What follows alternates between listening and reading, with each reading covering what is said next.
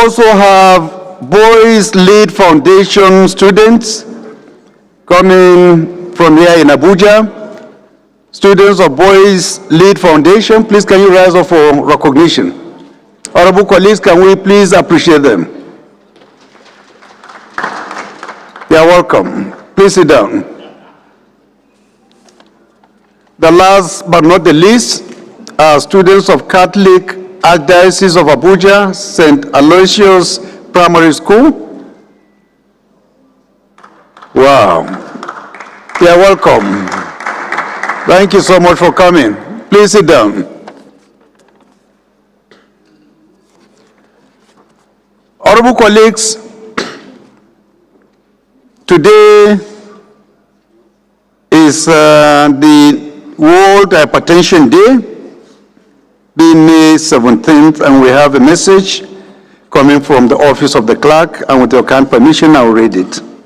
He said, Excellency, honorable members, kindly be informed that the NCD Alliance Nigeria Non-Communicable Disease Alliance, a non-governmental organization initiated in 2011 to coordinate stakeholder activities around non-communicable diseases and to liaise with relevant government sectors so that synergy of all activities can be achieved in realizing the national and global action plans for NCDs will be observing today's plenary as part of activities to commemorate World Hypertension Day, observed annually on the 17th of May.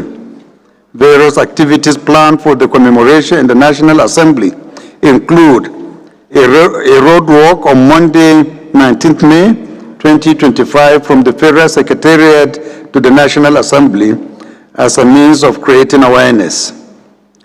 The main event will take place on Tuesday, 20th May 2025 at 10 a.m. at the National Assembly premises. Please note that there will be free blood pressure checks for all honorable members and staff of the National Assembly on that date. All are kindly invited to participate. Thank you, signed Clerk, House of Representatives. Again, honorable colleagues, it's my pleasure to announce the birthdays of some of our colleagues. The first among them is Honorable Okoji Harry Odianosen, member representing Eastern Northeast Southeast Federal Constituency of Edo State. We also have Honorable Ibrahim Mohammed, representing Birnin Kebbi Buzai Kalgo Federal Constituency of Kebbi State. We also have Honorable Jafaru Abubakar Magaji, representing Maiha Mubi North South Federal Constituency of Adamawa State. All the three honorable colleagues are observing their birthdays today. So on behalf of the House, we are wishing them happy birthday. And members are also encouraged to visit them and wish them happy birthday personally. The leader of the House, please, can you move for the suspension of our rules to admit some APC stalwarts and other stakeholders that would want to observe our proceedings today? Very happily, sir.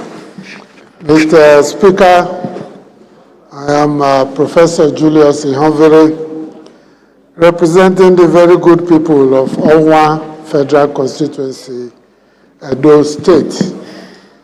Mr. Speaker, I rise to move that we suspend the relevant rules in order to enable us admit into the chambers some personalities that are interested in observing proceedings today, Thursday. I so move, Mr. Speaker. Thank you. Leader, what is happening to the minority side? Are they all sick? They are warming up to join us. They are weak. I have not seen them all. I could only see their representatives. Where are you? Where are you? I can't see you. Or maybe we should postpone the deliberation for another 1 hour to allow the leadership to come.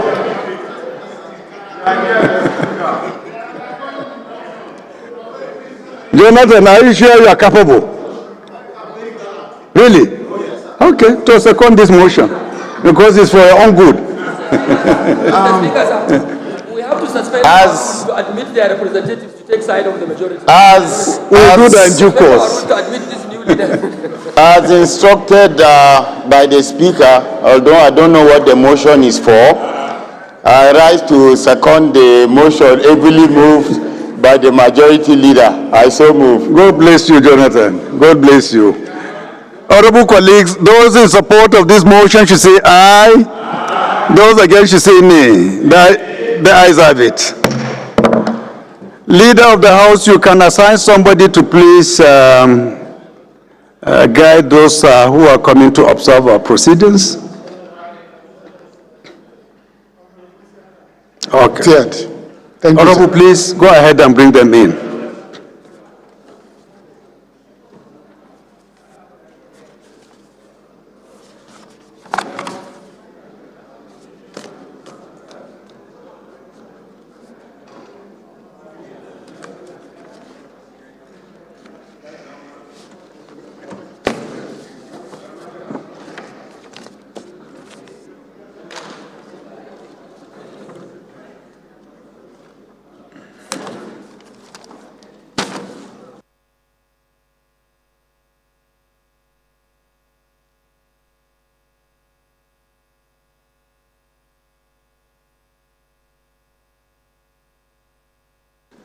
Honorable Ali Madaki, please kindly find your seat. We have been waiting for you.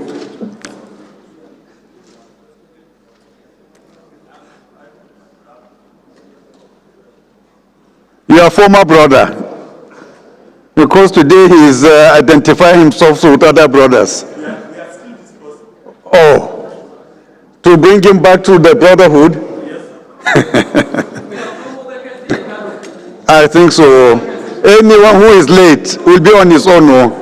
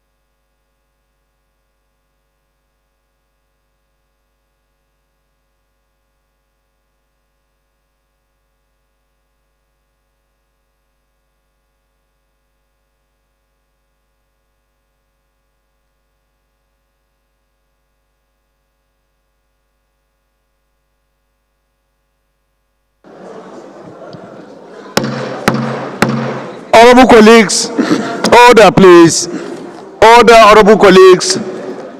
Please, let's find our seats. Honorable Kafilat, are you from Kano? Or you want to transfer your constituency to Kano?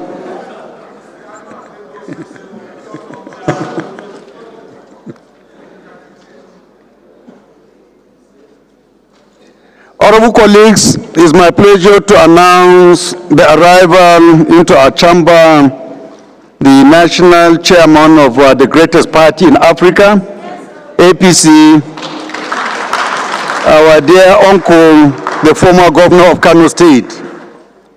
He is also accompanied by the deputy national chairman of APC of the North,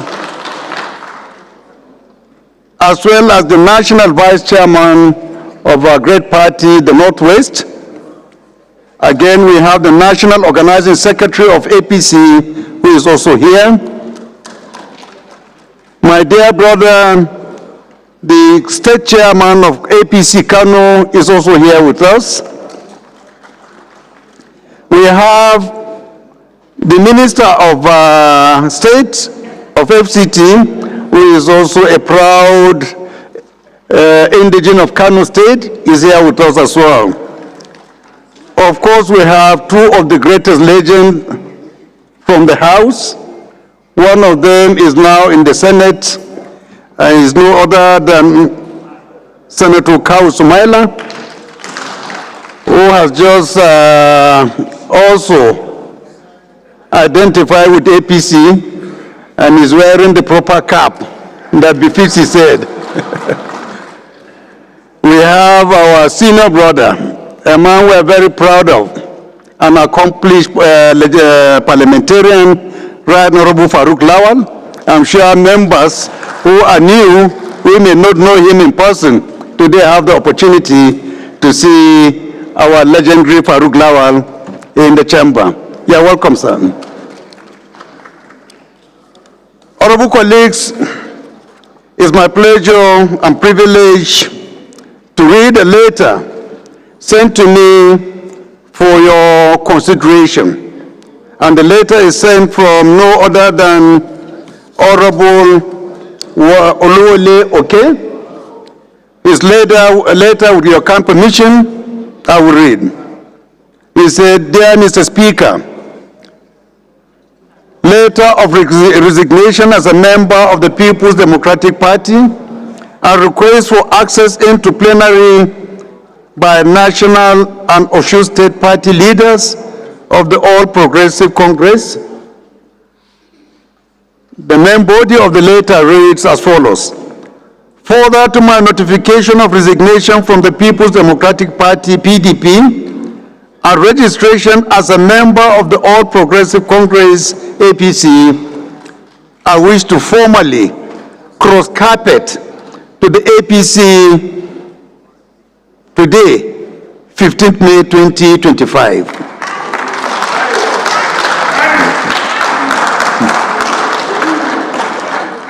In view of the above, and being mindful of the restrictions for strangers to attend meeting of the House, as detailed in Order 10, Rule 7 of the Standing Orders of the House, I wish to formally request for your kind permission and approval for leaders of my new party and the APC to attend the cross-carpeting session.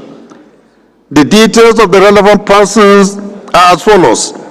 Senator Bashiru Ajubala, the National Secretary of APC, who is the leader of the delegation, accompanied by Alhaji Suku Tajuddin Lawal, Osun APC State Party Chairman. We also have Alhaji Kamaruddin Adebisi, who is the APC State Secretary. We also have Alhaji Kudirat Fakokunde, who is the APC Women's Leader in Osun State. We have Comrade Goke Akinweyumo, the APC Youth Leader. We also have Honorable Israel Ajibola Famurewa, former member House of Reps, and Honorable Soladoye Olushola. Mr. Lukman Akindije, Mr. Ogunshola Moruf, Alhaji Idris Oyeleke, Mr. Adeolu Olariwanju, Mr. Abdulrashid Muhyiddin, Mr. Adebayo Adewale, Dr. Barrister Adekunle Oladipo, High Chief Ogunsanya Imiola, Boshun Omojiro Tayo, Honorable Aboge Olale, Honorable Oloba Israel, Honorable Ajibola Ademola, Barrister Nathaniel Ojo, High Chief Ajiwale Benga, Honorable Ogunsanya Sukani, Honorable Olede Omoni Adeshina, Honorable Oyebanji Oyewale, Barrister Wale Ojo, and lastly, Omuba Dotun Babaemi. I want to thank you, Mr. Speaker, for your kind support and anticipated approval of my request. Thank you, Mr. Speaker, and kindly accept my usual highest esteem and regards. Yours faithfully, signed, Honorable Oluwole Oke. Honorable colleagues, today, 15th of May, is the day of history.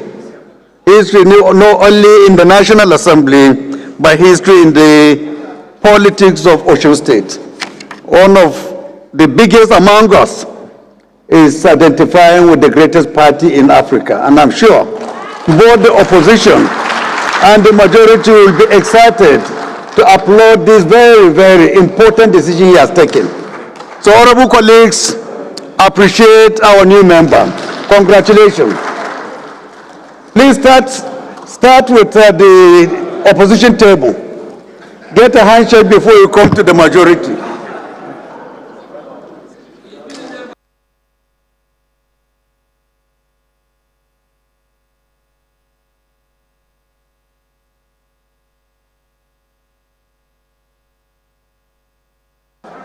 Honorable Ali JC, I can see you looking very happy.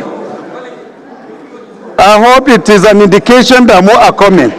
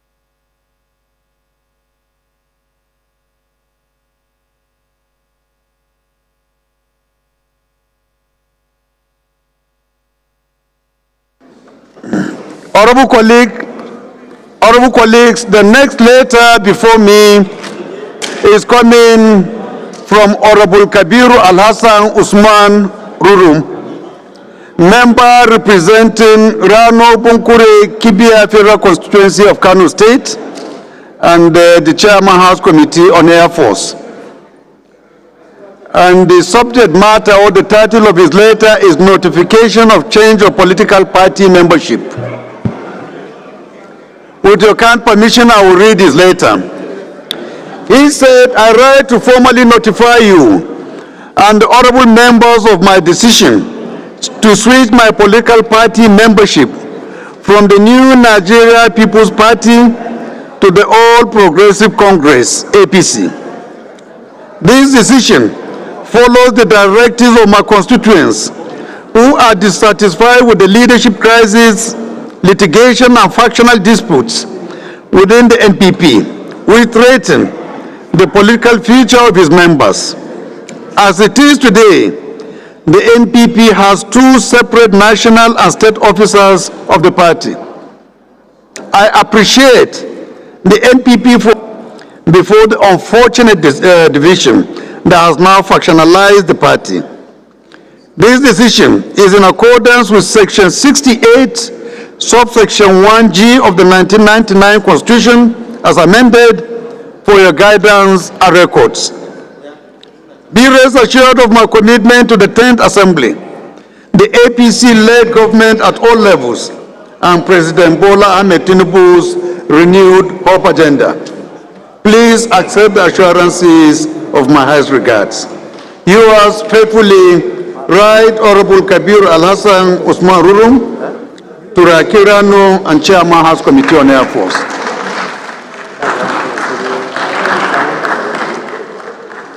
Congratulations, our dear brother. Welcome back home. APC has been your home. You are welcome back. Good to have you back.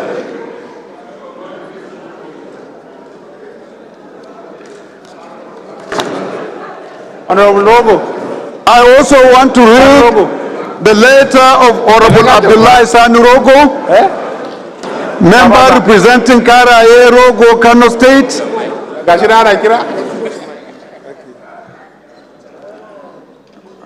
Okay, I thought, okay, let's finish. Congratulations. Good luck in our party. We're sure you are going to do better. You look better. Congrats. Congrats. So, honorable colleagues, as I was saying earlier, I have a letter from Honorable Abdullah Sanirogo. With your kind permission, I will read the letter. He said, notification of my decision to defect to the All Progressive Congress, APC.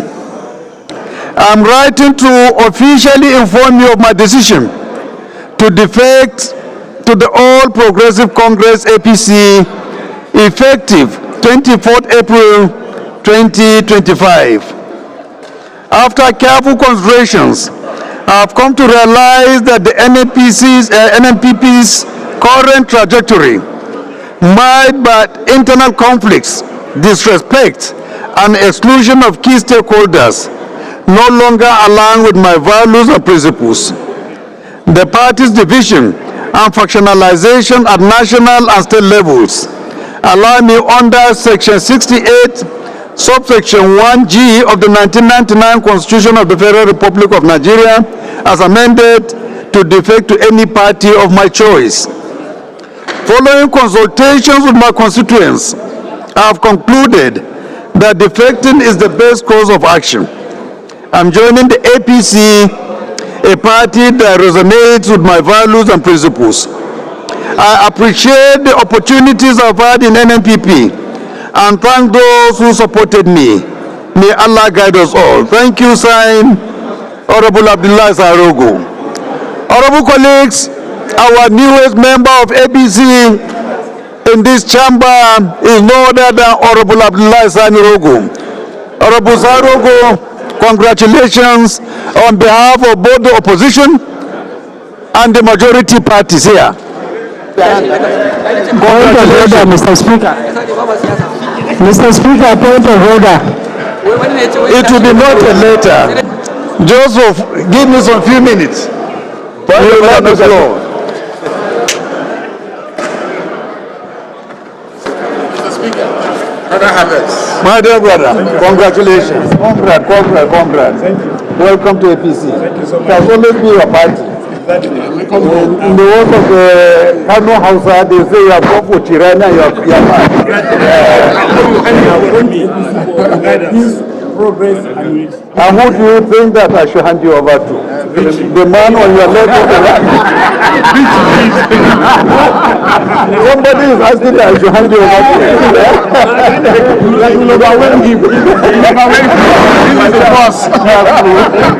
Congrats. Thank you.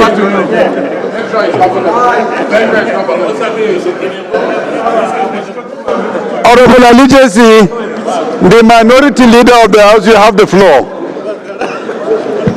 thank you. I want to warn you before you talk. Talk guardedly, so that what you say will not visit you later. Please, I beg you, say it with precautions. Thank you very much, Mr. Speaker. My very respected honorable colleagues, Mr. Speaker, I believe, order, whip, let them take their seats. Vote. I will declare your seat vacant. Order.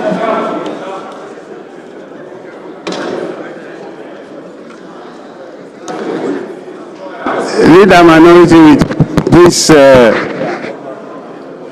are not yet recognized by Mr. Speaker, sir. We want attention.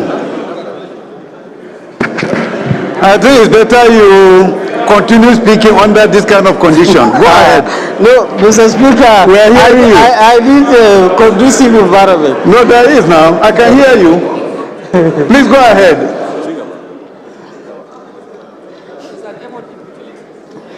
Thank you, Mr. Speaker, my very respected honorable colleagues. I remain Ali Isa JC. Honorable Joby, are you feeling feverish?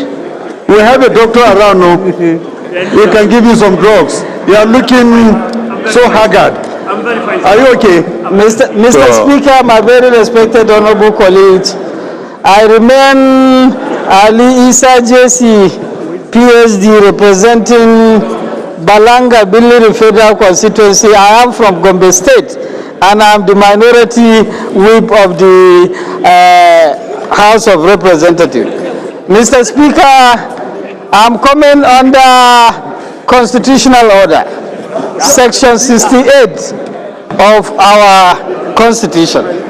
Mr. Speaker, Section 68 clearly stated that if a member of the House of Representatives or Senate, order, Mr. Speaker, nobody is listening. Not only you, I wanted to listen. Meeting the ballot box. Mr. Speaker, Section 68 of the Constitution clearly stated that if a member of the Senate or House of Representatives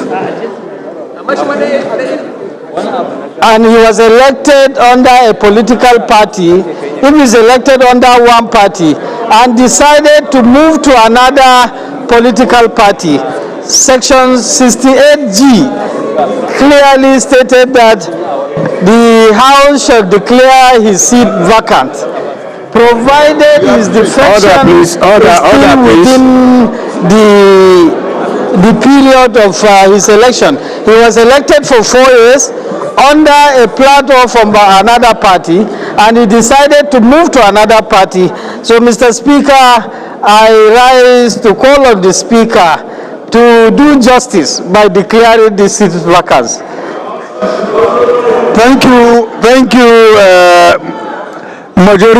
minority leader. But I want to draw your attention to the two people we benefited last week, and whether you also get up and decide the same constitutional provisions. And I think the circumstances behind their defection is not different from this. So I think charity begins at home. I want to hear you saying that you disown them because they did not follow the right constitutional process. But thank you for what you have said. It is noted. Thank you so much for your contribution. The National APC Chairman, can we please have a check, and then we can excuse you to go back to your respective destinations. The National APC Chairman and your contingent, please, you can approach the chair.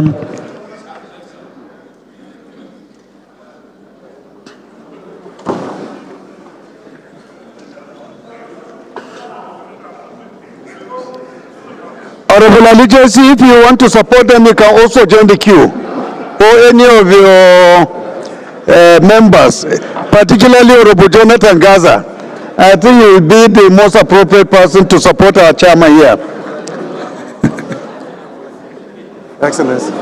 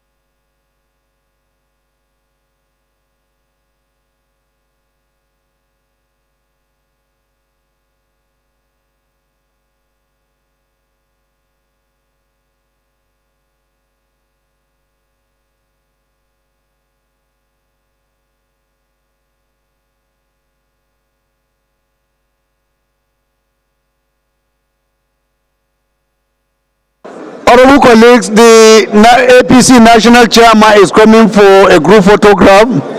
I want to invite both the leadership of the minority and the majority to support us here.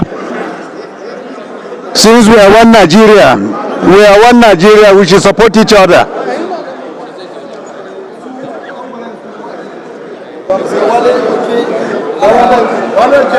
Honorable Wale, come through here. Honorable Wole Oke will represent us.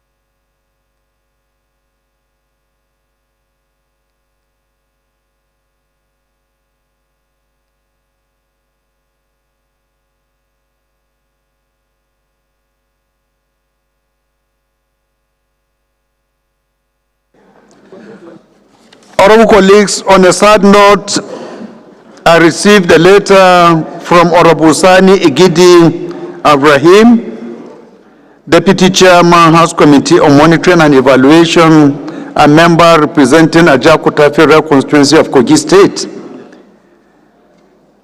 His letter reads as follows. This is to inform you about the demise of my beloved mother, Mrs. Aramatu Sani Igidi. The sad event took place at about 5 p.m. on the 14th of April 2025 at her residence at Adogo Ajaokuta Federal Constituency, Kogi State, Nigeria, after a brief illness, and she has since been buried according to Islamic rites. She is survived by 3 children, grandchildren, and great-grandchildren. Please accept the assurances of my highest regard, signed Honorable Sani Igidi Ibrahim. Honorable members, please shall we rise for a minute silence in honor of this great woman, mother of one of our honorable colleagues.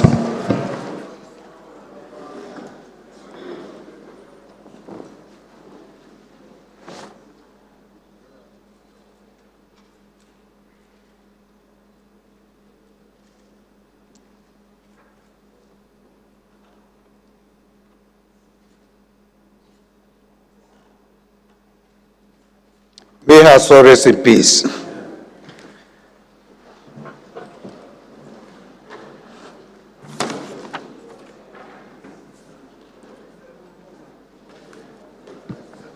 Honorable colleagues, it's my pleasure to call on Honorable Dr. Adewale Murufu Adebayo, member representing Iropodun, Orolu, Oluranda, Oshobo Federal Constituency of Osun State, who has a motion that he feels is urgent for you to hear today.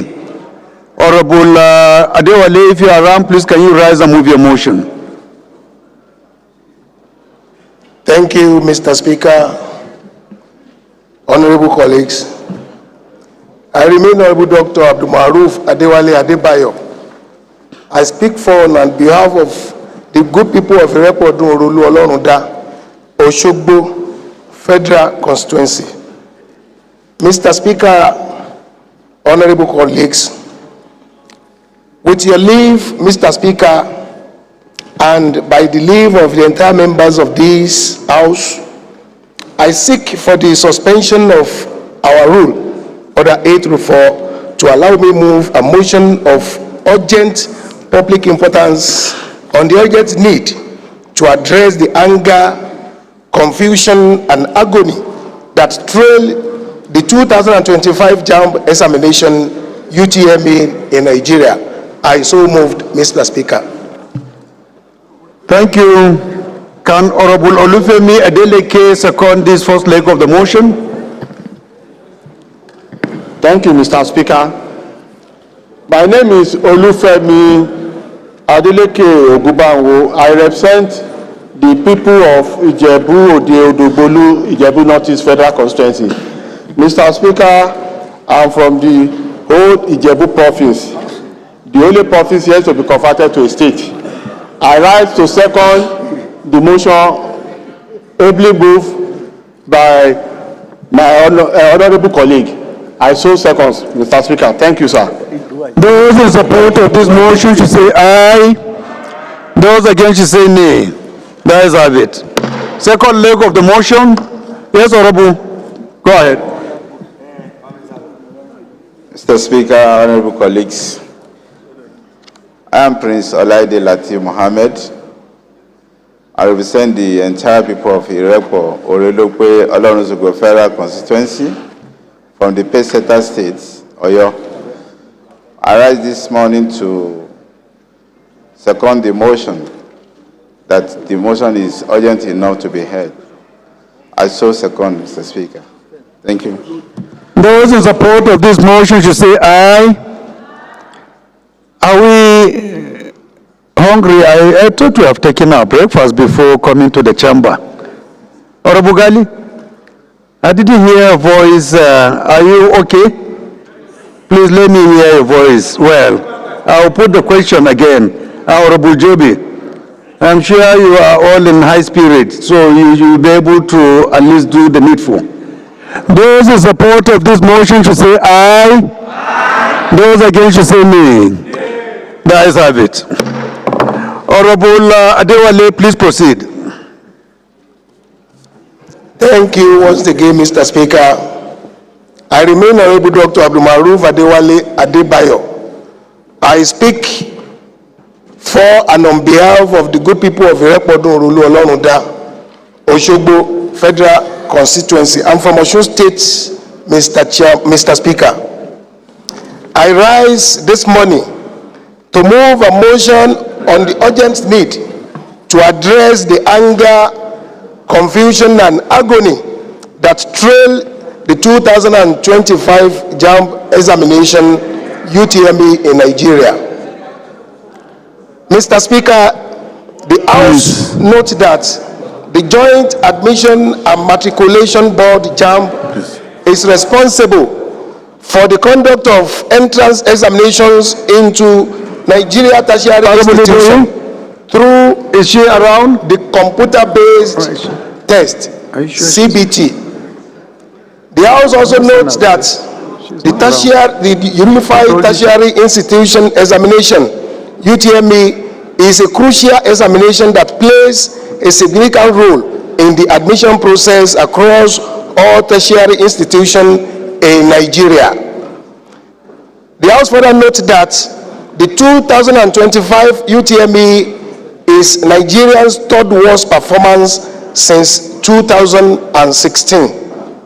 The worst performance over the 10 years period occurred in 2021 when 87.2% of the candidates scored below 200 marks.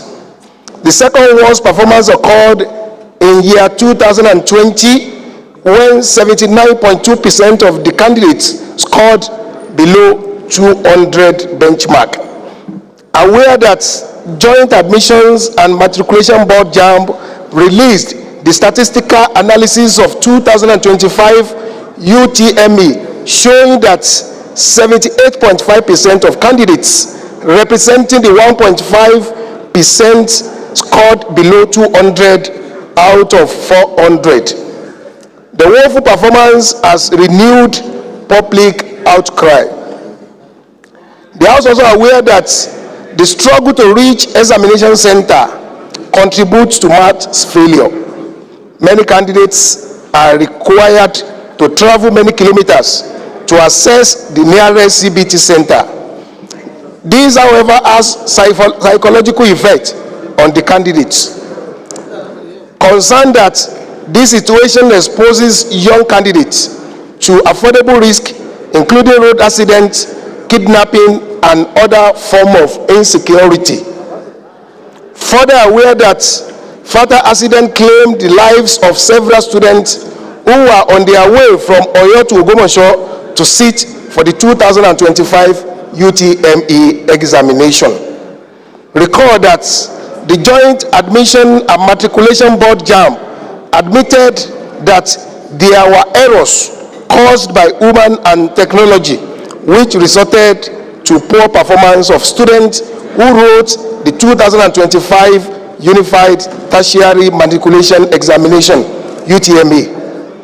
The House also recalled that the Joint Admission and Matriculation Board JAMB finally bowed to mounting pressure from education stakeholders, parents, and civil society group to reconduct the 2025 UTME for 379,997 candidates affected by the technical glitches in Lagos and the southeastern region of Nigeria. Cognizance that urgent improvement in the technical and logistical preparation for JAMB will avert unnecessary risk, agony, and improve overall performance in subsequent JAMB UTME examination in Nigeria. Our prayer. The House resolved to observe a minute of silence in honor of the victim of tragic accident. 2. urge the Joint Admission and Matriculation Board, JAMB, to establish at least one CBT center in each of the 774 local government areas across the Federation. 3. Mandate the Committee on Appropriation to include the construction of computer-based test CBT center in all the 774 local governments across the country in the 2026 budget estimates. 4. Mandate the Committee on Basic Education and Services and ICT with JAMB and relevant stakeholders to ensure all technical glitches are identified and addressed accordingly. Mandate Committee on Legislative Compliance to ensure compliance and report within 4 weeks. I so moved, Mr. Speaker. Amendment. Seconder, and then we yield the floor for amendments and contributions. Any seconder? Yes, Mr. Yes, Honorable Okafo. Thank you very much, Mr. Speaker. My colleagues, I am Honorable Dikinchike John Okafo, PhD. I represent the good people of Yumembamo, the two Bobo constituency from Imo State. I rise to second this very important motion ably moved by our dear colleague. I so second, Mr. Speaker. Thank you.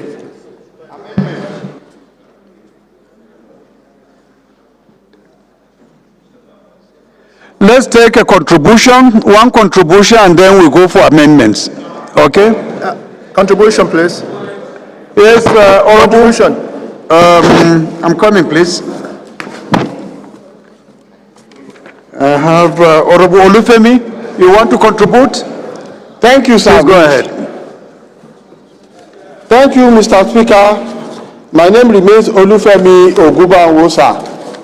I want to thank the mover of this very important motion, sir. There are a lot of factors. Sadly, Mr. Speaker, honorable colleagues, in constituting the committee to investigate this poor performance, we need to ask JAMB why certain questions. Examinations were fixed for 6:30 a.m. in the morning for these our children.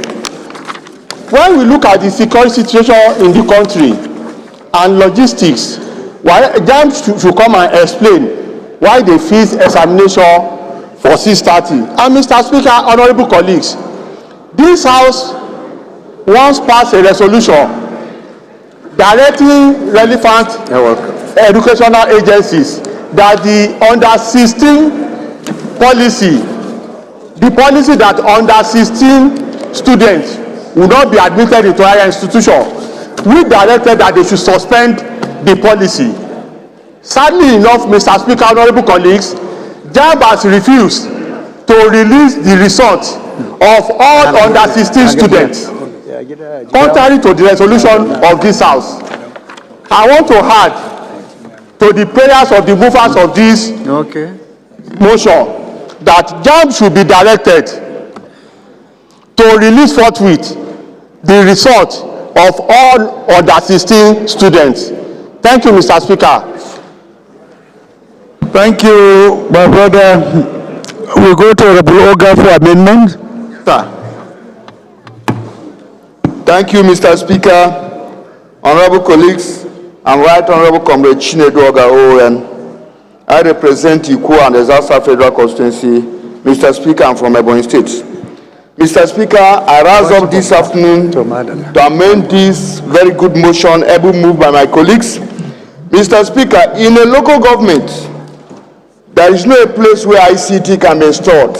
I amend that it should be installed in all our various secondary schools, so that is where, or various primary schools, where most of these students are being taught or trained on how to manage ICT. For example, most of the ones that are being installed by NCC, that is only the one that is working in most of the schools in some various constituencies. It is being mounted in local government. There is no any provision in some of those local government except in schools where some students will have access to it. That is the amendment, Mr. Speaker. Thank you.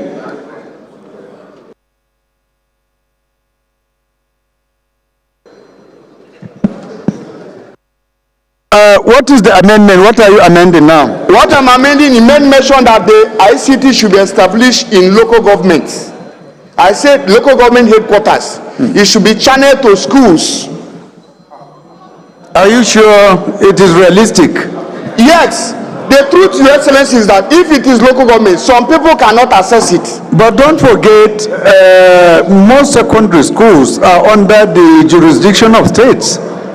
So are you now suggesting that the federal government should install ICT centers in all the secondary schools that are under the jurisdiction of state governments? Most of the honorable members here, Your Excellency, have attracted ICT in their various constituencies that have been installed in primary school and secondary school. And that is what have helped most of these our upcoming students. That is part of our social responsibility. It's not made as mandatory. But it's a social responsibility that we're exercising in that. So I think for you to say that we should extend to all secondary schools. Okay, we should be extended to all the secondary schools in the country. Well, we get a secondary, but to me, secondary schools, except the federal secondary schools, are under the jurisdiction of state governments. But there is some secondary school that's being managed by the federal government. That is one. Secondly, if you look at the number of secondary schools we have in a state, sometimes in local government you can have up to 10, 15. Yes. Are we sure that we are being realistic about the cost that will be incurred by government, knowing the paucity of funds available for critical projects in this country? Are you sure it is realistic to demand that the federal government should go to that extent? Not all it is just an advice and not compelling. Just highlighting to you to know that there is a financial implication that we need to also factor in whatever we will decide today. So you are okay to extend to secondary school, right? Yes. Any seconder? Any seconder to that? Seconder, yes, Honorable. Thank you, Mr. Speaker. Respected honorable colleagues, I'm Honorable Murphy Osaro Omori, representing all the people of Ego, Ikpo-Boaka Federal Constituency. Mr. Speaker, I'm from Benin City, Edo State. I rise this morning to second the amendment ably made by my colleagues. I so second, Mr. Speaker. Those who support of this amendment should say aye. Those against should say nay. The nays have it. Honorable Sada, I think you wanted to. Or is it on the same subject matter? No, Mr. Njubia Kaita Federal Constituency. Mr. Speaker, I think this motion, yes, is a motion that is expressing some concerns of what happened with the UTME examination, but I think this motion somehow should commend the registrar of JAM. Mr. Speaker, I can remember this House gave me the responsibility to investigate JAM with respect to what happened with that little girl, Miss Oma, when she manipulated her result and trying to accuse JAM for not giving her the score that she has scored. I investigated this matter thoroughly. I tabled this report on the floor of the House, and the House considered all our recommendations. I think this motion on this House is very unique for what happened with the JAM, the registrar. He came on national TV. This man was shedding tears for what happened, for the negligence and dereliction of duty of some of his staff that caused these glitches in 70 centers in Lagos and some centers in the southeast. They identified this. I spoke with the registrar this morning. What really happened is the negligence of some of his staff when they found out. Mr. Speaker, what Nigerians should know, no two students taking the UTME have similar questions. Each individual out of 1.9 million candidates, each one of them will have a different question. And no individual contact with any candidate. But there are certain things, technical things that some key officers should do at a point where the examination is taking place that were not done. And that's where they had some individuals, some candidates had these glitches. And the system automatically identified those candidates. So it was not a manipulation or it's not anything. And the result was consistent since 2003 up to this moment was consistent with the way UATME is being taken.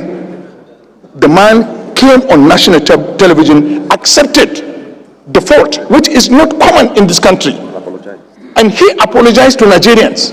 And I think this House should commend that effort to our public officers. This is what do not happen in this country, where officers, their staff manifested or demonstrated dereliction of duty, and then you find the head taking responsibility.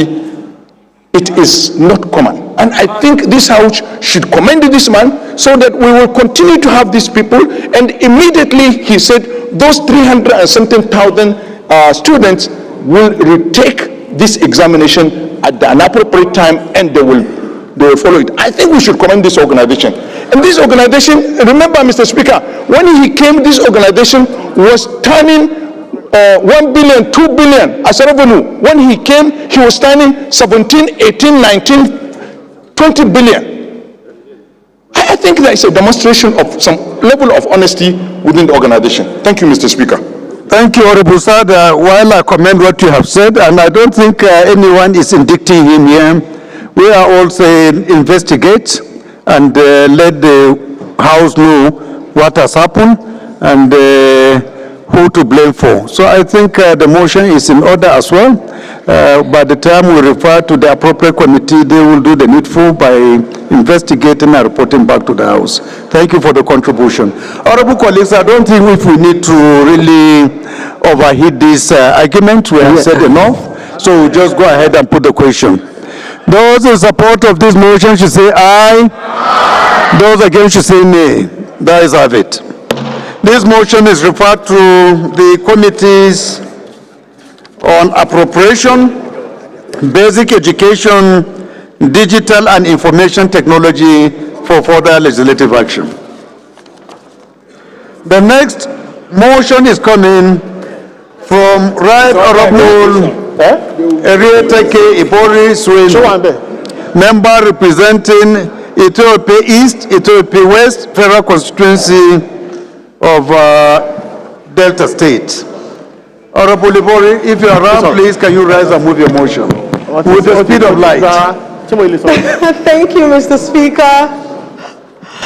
The Speaker of the most vibrant House in Black and White Africa, my most distinguished colleagues, I am Honorable Erieta K. Ibori Swenu, member representing the great people of Ethiopia West and Ethiopia East constituency of Delta State. Mr. Speaker, I rise under 8, Rule 5, on the matter of public importance for the need to curb the rising spirit of killing and kidnapping in Irodo Jese, Ethiopia West local government area of Delta State. Mr. Speaker, I therefore appeal that this House do suspend the relevant rules to enable me take this motion. Thank you, Mr. Speaker. Any seconder to the first leg, Honorable Jogo. Thank you for this opportunity, most revered Speaker. Distinguished colleagues, Donald Kemikambo Jogo is my name, and I represent the very awesome and wonderful people of Ilaje Seodo Federal Constituency. Mr. Speaker, I'm a very unique Ijaw man from Ondo State. I rise this morning to support the motion that the relevant sections of our rules be suspended to enable the mover of the motion to take the motion. I so second, Mr. Speaker, distinguished colleagues. Those in support of this motion should say aye. Those against should say nay. That is have it. Second leg of the motion. Honorable Mudashir. Thank you, Mr. Speaker. Distinguished colleagues, my name is Mudashir Lukman, representing the good people of Iwo Ayedire Olaoluwa Federal Constituency. Mr. Speaker, I'm from Osun State. I rise this afternoon to second a motion. The second leg of the motion, heavily moved by my colleague. I so second, sir.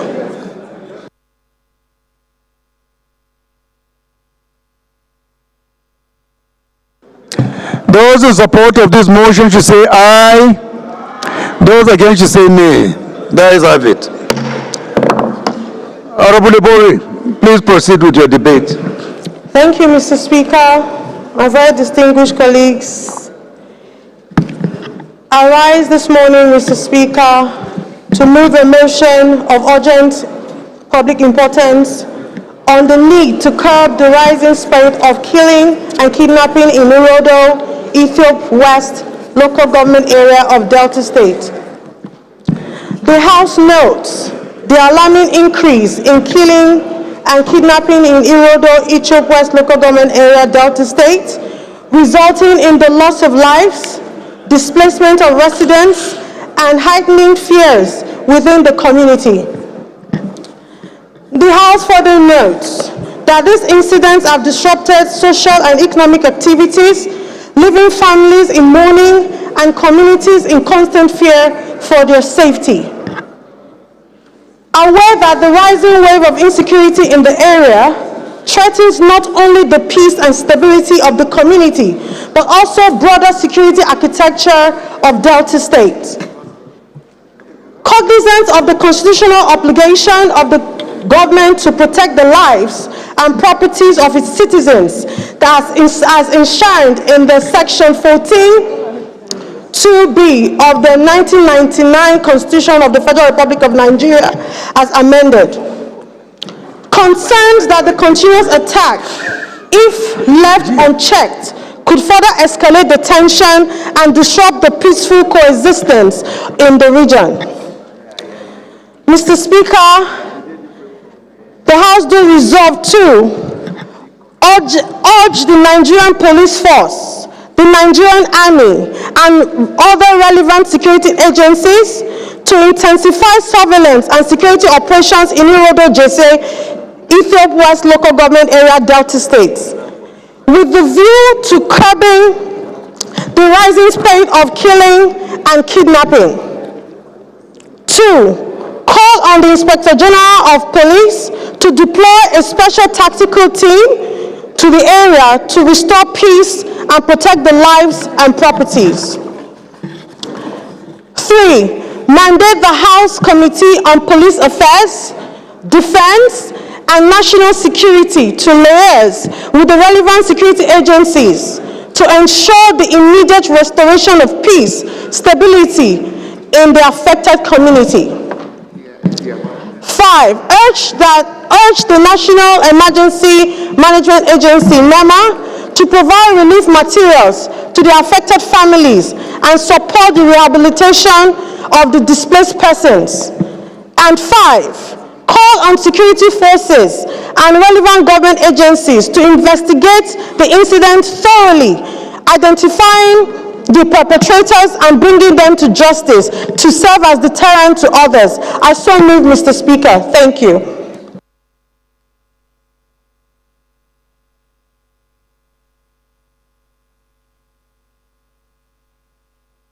Thank you, Honorable Member. Who will second this motion? Honorable Imerua. Thank you, Mr. Speaker, my honorable colleagues.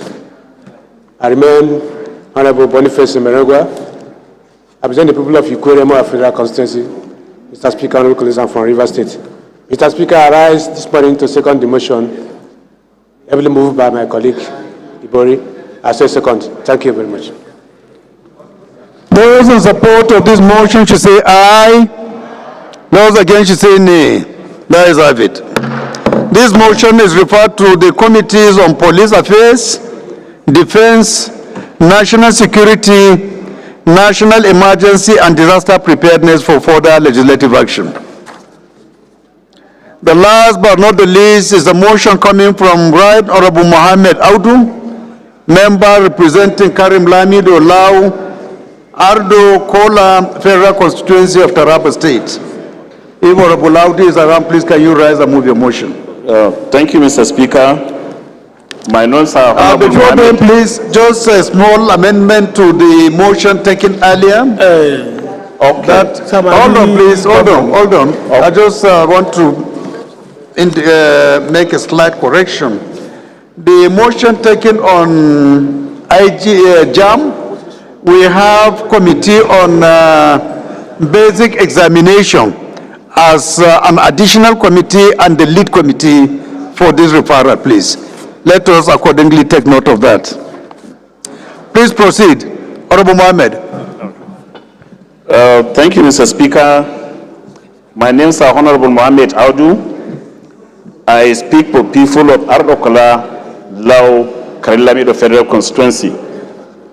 Mr. Speaker, honorable colleagues, I wish the House to suspend Order 804 to enable me move a motion of urgent immediate intervention to stop loss of lives and destruction of properties in the ongoing crisis in Karilamido local government area. I so move, Mr. Speaker. Any seconder, please. Honorable Badau. Thank you, Mr. Speaker. My honorable colleagues, Badau Amir Yusuf is my name. I represent Shannon of Agwai Federal Constituency, Mr. Speaker, honorable colleague. I'm from Kano State. I stand before you, Mr. Speaker, honorable colleague, to second the motion heavily raised by my honorable colleague, I so second. Thank you. Those in support of this motion should say aye. Those against should say nay. The ayes have it. Second leg of the motion.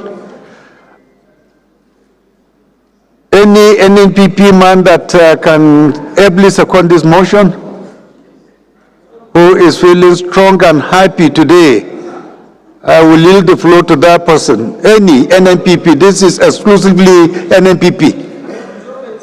Honorable Joby, should I allow you to do that to one of your able lieutenants? I see one raising up his hand. You do that for him, Abi, for the party. Okay. Let's move.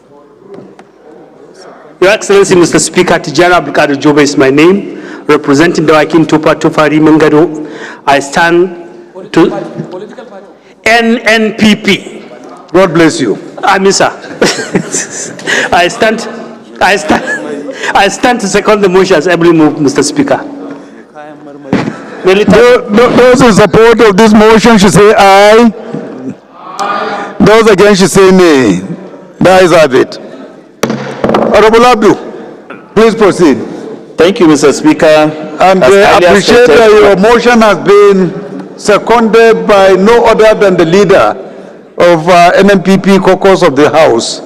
It's a rare privilege. Thank you, Mr. Speaker. As earlier stated, my name is Honorable Mohammed Audu.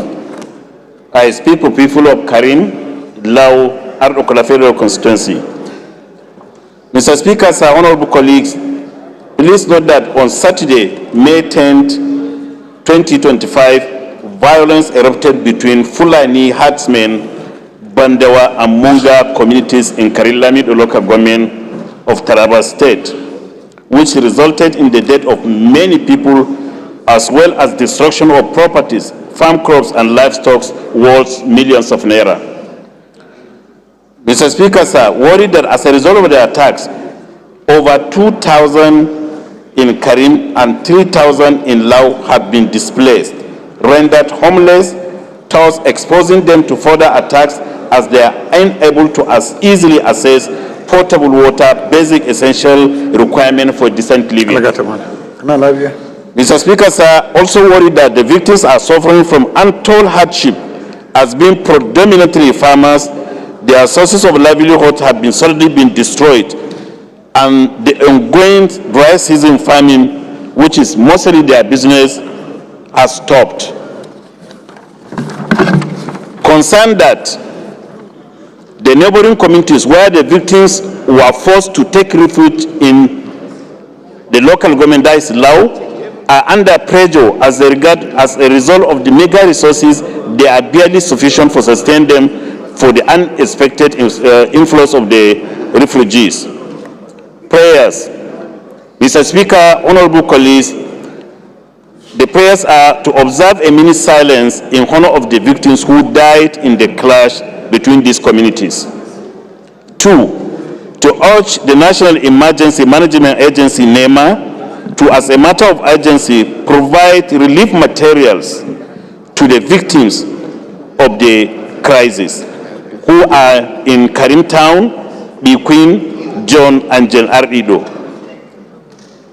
3. Also urge the Northeast Development Commission and the National Commission for Refugees, Migrants, and National Internet Displaced Persons to provide proper shelter, rehabilitation also of victims affected communities.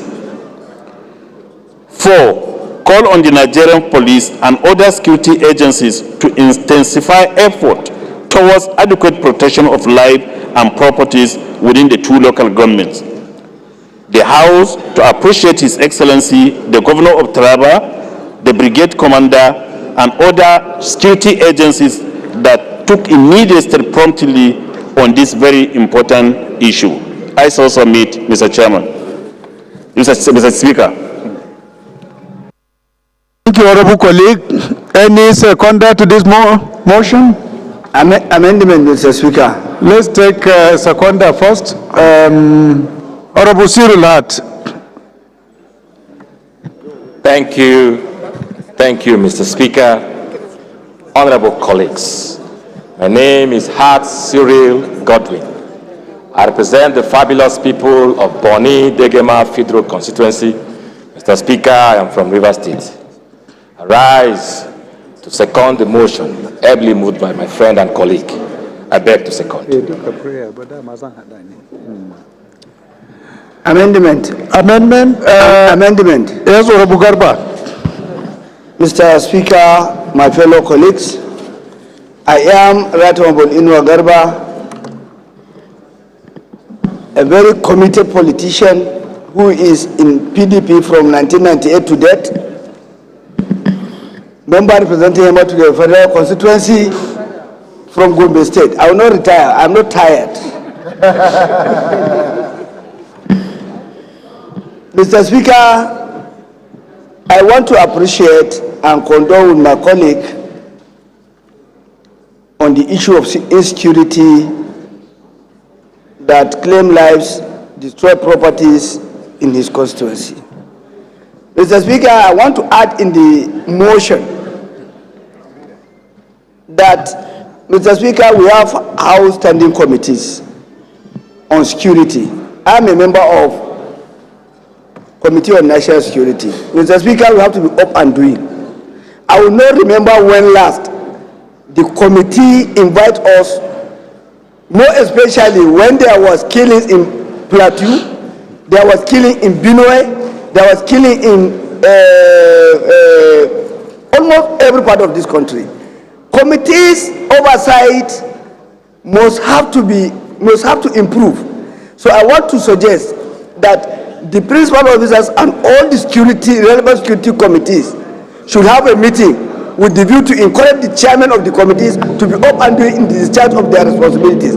I want that to form part of the prayers in this motion, on this motion, sir. Can you couch it again?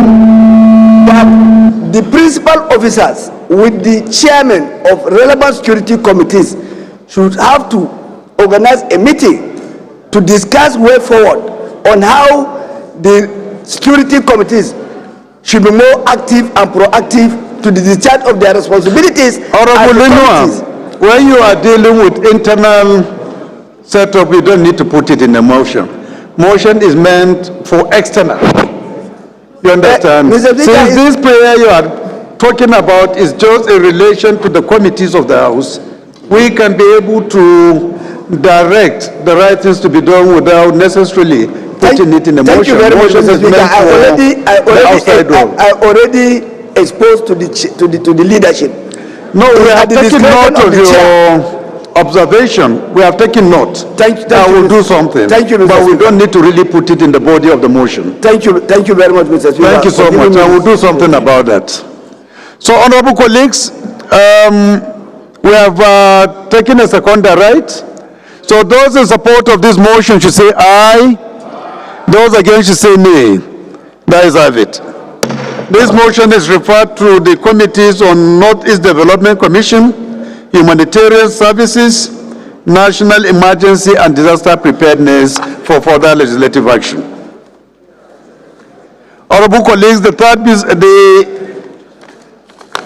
first business of the day is the presentation of 4 bills. I now invite the clerk to read their short titles.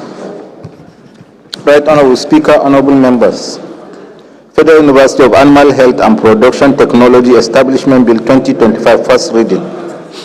Northeast Development Commission Act Amendment Bill 2025 first reading. Federal College of Forestry Management Okelusi Establishment Bill 2025 first reading. Federal Colleges of Education Act Amendment Bill 2025 first reading.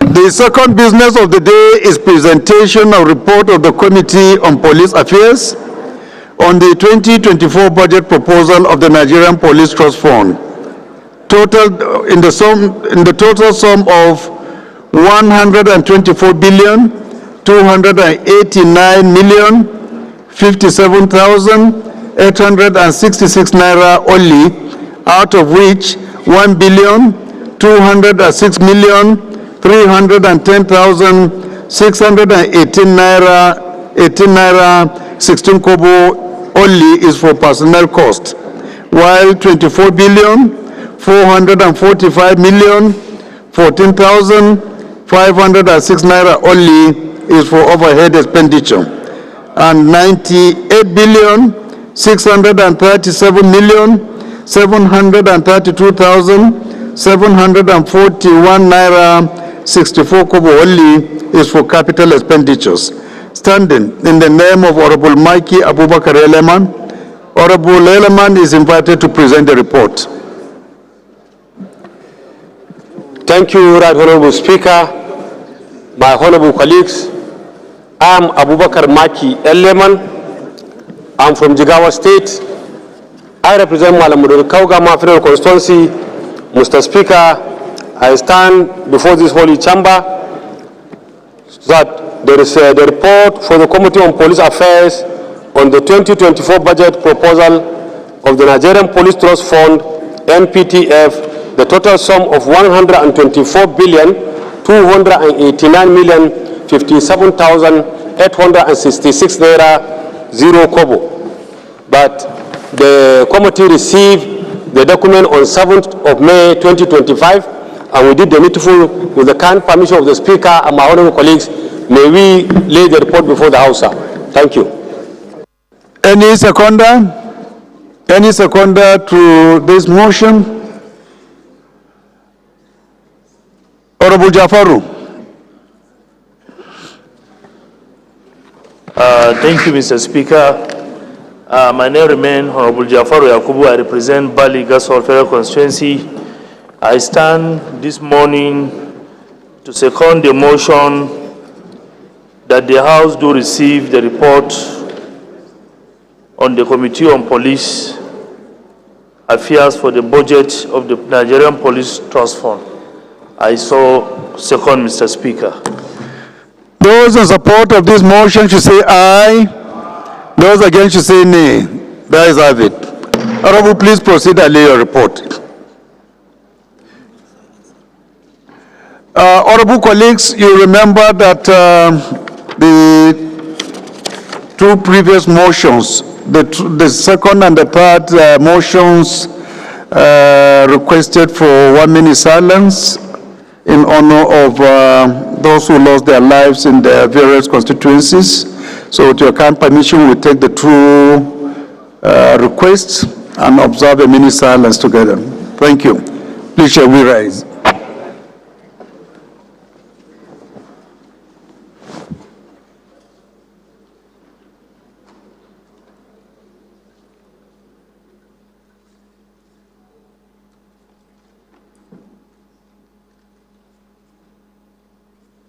May their soul rest in peace.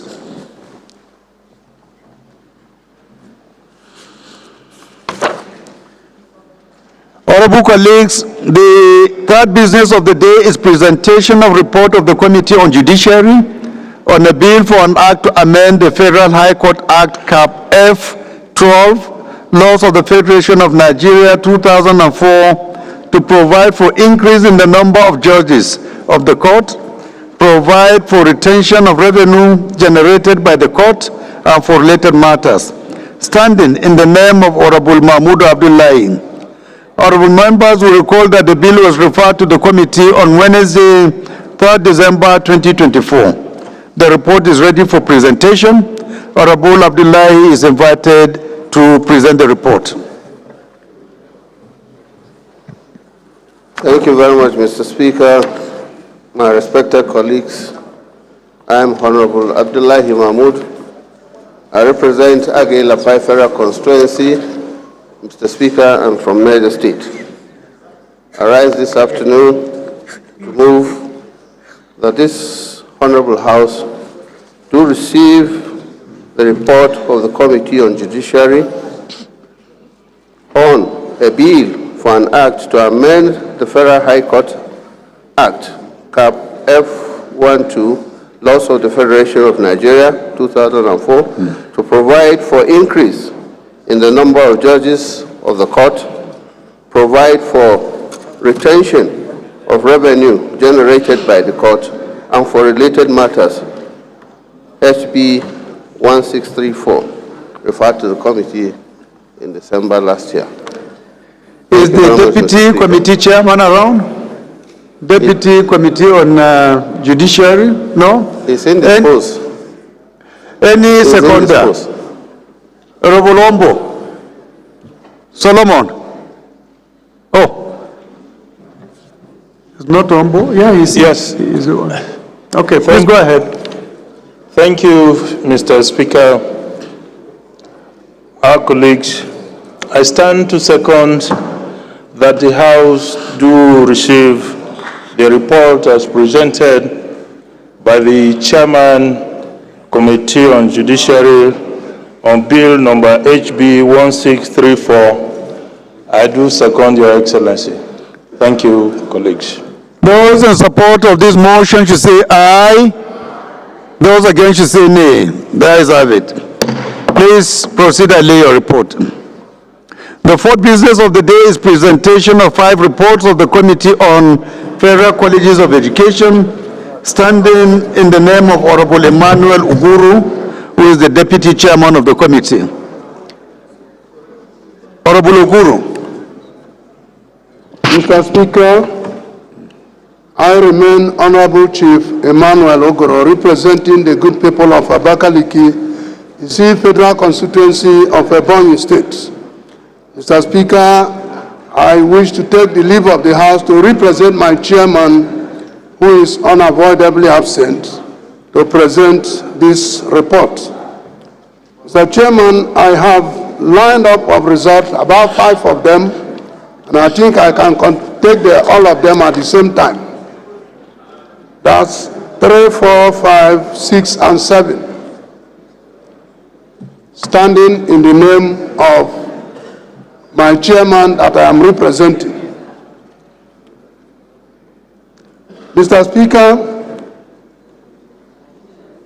that this House do receive the report of the Committee on Federal Colleges of Education on a bill for an act to provide for establishment of Federal Colleges of Education Technical, Ile-Ife. Please can I see you? Leader of the House, House Leader. DS, please. 1 minute.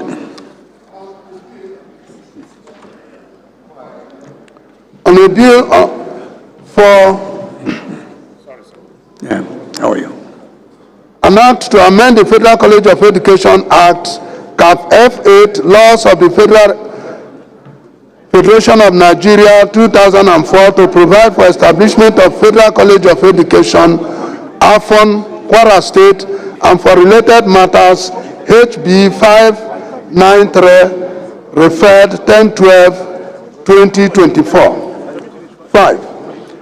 That the House do receive the report of the Committee on Federal Colleges of Education on a bill for an act to amend the Federal College of Education Act, Chapter 5(8), Laws of the Federation of Nigeria, 2004, to establish Federal College of Education, Okeoyi, Kwara State, and for related matters, HB 833, referred 2010-2024. 6. that the House do receive the report of the Committee on Federal Colleges of Education and bill for an act to amend the Federal College of Education Act, Chapter 5(8), Laws of Federation of Nigeria 2004, to provide for establishment of Federal College of Education, IDPET, Ibionu Local Government Area, Akwa Ibom, and for related matters, HB 972, referred 2710-2024. 7.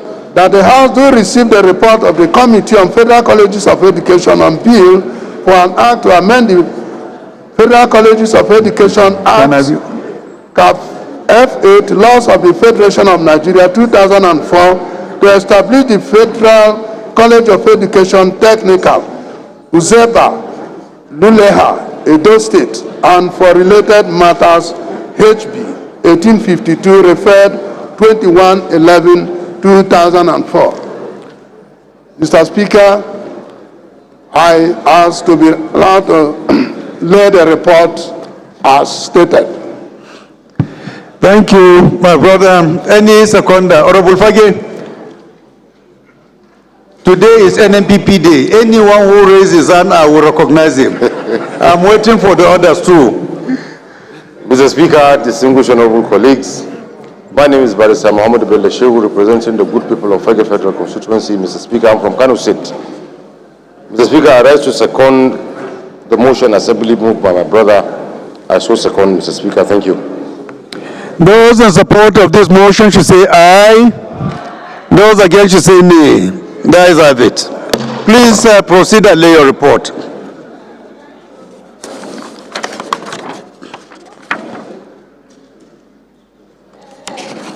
The first order of the day is commencement of debate on the general principles of a bill for an act to amend the Electoral Act 2002 to make it mandatory for Nigerians of maturity age to vote in all national and state elections and for related matters. Standing in the names of Honorable Tajuddin Abbas and Honorable Daniel Asama Agu. Honorable members will recall that the bill was read the first time on Thursday, 28 November 2024. I now invite Honorable Agu to move that the bill be read a second time. Thank you, the People's Speaker. My honorable colleagues, I remain Honorable Ambassador Daniel Asama, and I'm on the mandate of the people of Basa Jos North Federal Constituency. Mr. Speaker, I'm from Plateau State, still insisting the home of peace and tourism. I'm on my feet this afternoon, embodying the spirit of the joint tax project of the 10th House of Representatives to move a motion to lead the debate on a bill for an act to amend the Electoral Act 2022 to make it mandatory for all Nigerians of maturity age to vote on the national and state elections and related matters. I so move, Mr. Speaker. Any seconder? Yes, Chairman Rules. Thank you, Right Honorable Speaker. Francis Ejiro Ganai is my name, and I represent the entire people of Ugele North, Ugele South, and Udu. I'm from Delta State. I rise to second the motion ably moved by my colleague for the second reading of the bill. I so will be accordingly guided as to what provisions and why we feel there are justification for this bill. Please go ahead. Thank you, Mr. Speaker. To amend the Electoral Act 2022 to make it mandatory for all Nigerians of maturity age to vote in all national and state elections and for related matters, sponsored by the Right Honorable Abbas Tajuddin, PhD, GCON, and I am privileged to act on his behalf, embodying the spirit of the joint tax project of the 10th House of Representatives. My respected colleagues, the essence of democracy is participation, and it is very core. Democracy thrives when citizens are actively engaged in the process of selecting their leaders and shaping the direction of governance. Voting is not only the right, but a civic responsibility. And in many democracies across the world, it is treated as such. This bill proposes to introduce mandatory voting for the Nigerians of voting age in general elections, both on the national and the state levels. It seeks to amend the relative provisions of the Electoral Act of 2022 to reflect the obligations while also allowing for limitation election. The dual role, Mr. Speaker, has increasingly proven to be source of institutional overload, operational insufficiency, and in some instances perceived partiality, especially during pre-election periods when INEC is expected to make decisions that affects the status and operations of political parties that are also overseen during elections. This challenge is not merely administrative, it is structural. When a single body tasked with both organizing election and regulating the participation in those elections, questions arise about the independence, neutrality, and operation capacities of this institution. The rationale, Mr. Speaker, honorable colleagues, permit me to highlight the reasons this amendment is both necessary and timely. Low voters turnout. Nigeria has consistently recorded alarming low voters turnout rates in elections. For instance, in the 2023 general election, less than 30% of the registered voters participated. This trend undermines legitimacy of election, governments, and weakened democratic institutions. Strengthening civic engagements. By making voting a legal obligation, we will instill in the citizens a sense of civic duty and shared responsibility in the governance process.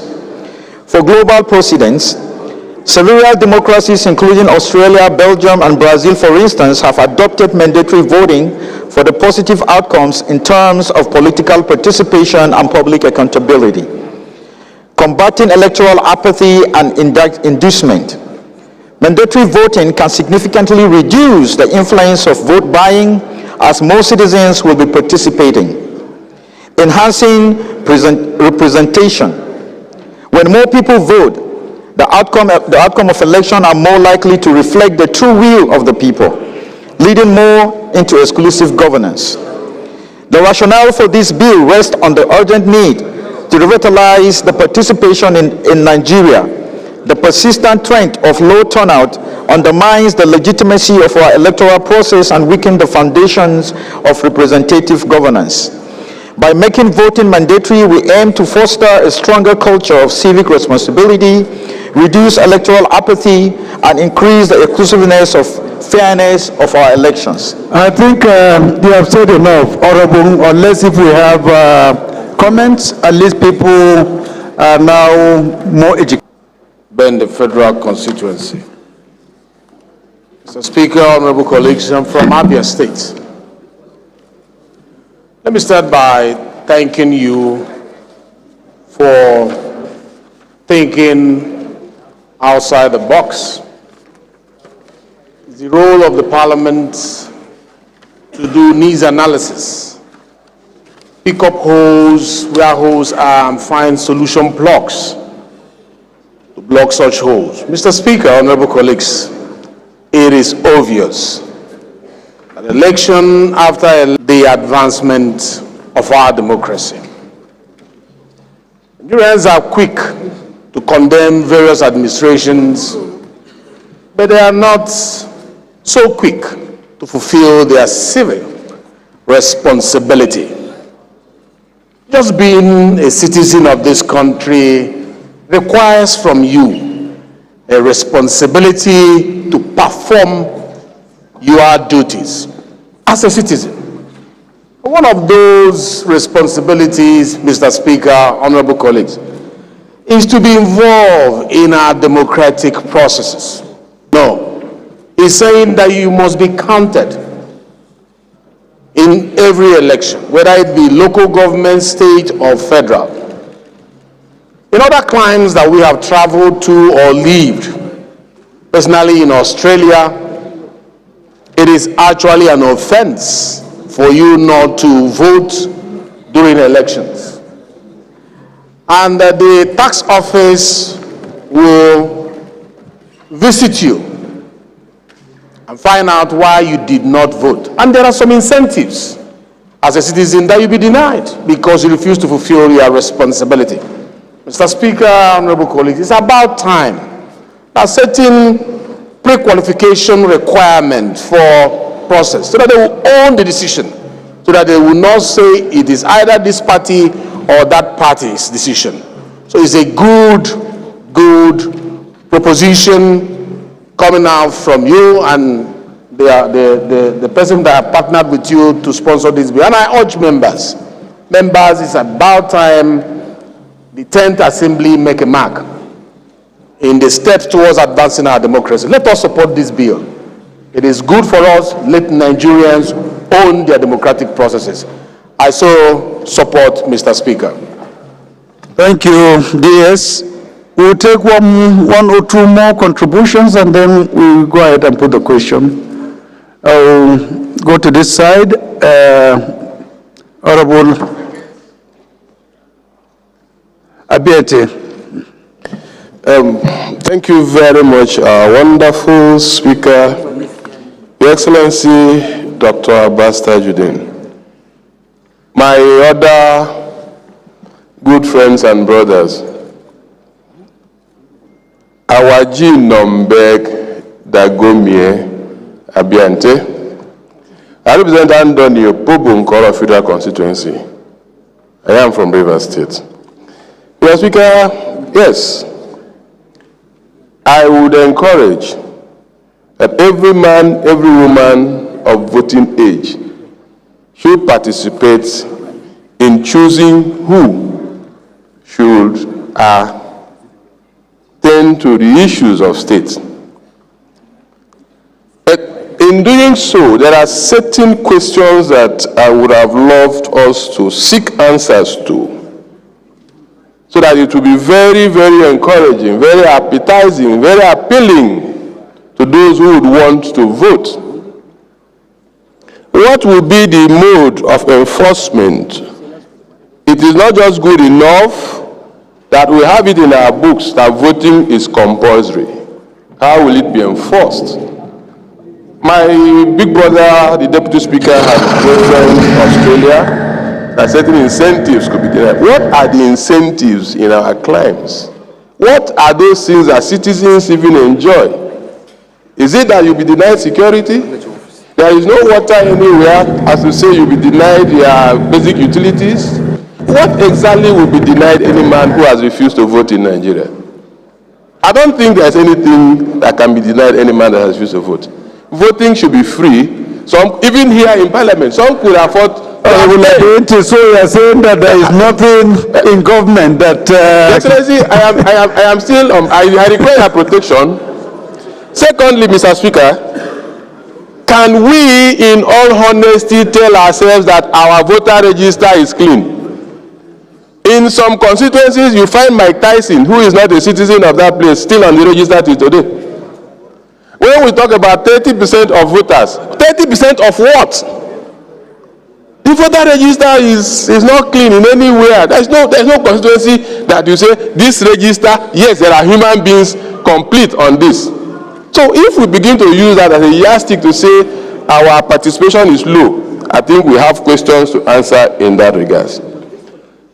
There are people who registered in this country. There are people who registered in this country and they're in Ghana, they're in the US, they're in Australia, they're in London. Who will provide the logistics for them to come? If you say it is compulsory, probably you will deny them a renewal of their passport. So how would they get to my village? How would they get to Orokoto to come and vote? Who provides the logistics, Mr. Speaker? Thank you, Honorable Abete. These are some of the questions that I think and believe we ought to answer. I appreciate your questions and they are all valid and genuine. Thank you very much, Your Excellency. Thank you, sir. But you know, as you lawyers used to say, there is no law without exemption. There is no any law provision that will not have some exemptions, where people who are sick, who are indisposed, who are away, who have some other difficulties that cannot be exonerated from that. I think it is, but for you to say that there are no incentives in Nigeria compared to other countries like Australia, that there is nothing that a citizen of the country can be encouraged, well, that is the whole essence of you and I. It's a question. Trying to make this country better. We are answering the question gradually, sir.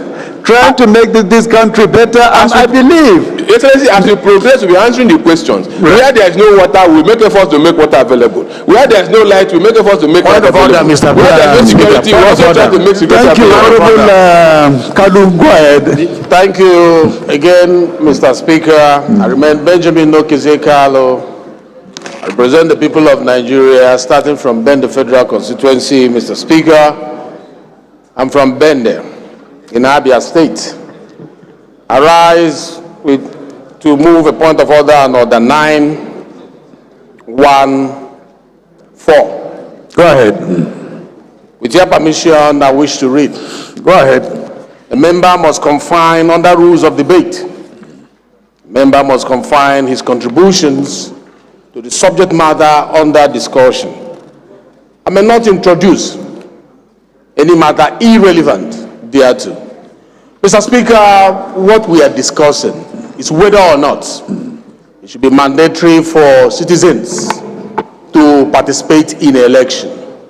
It's not whether the country is doing well or the country is not doing well. When it is time for debate on the budget or economic policies of the country, we can go into all that. We are talking now with regards to our electoral laws.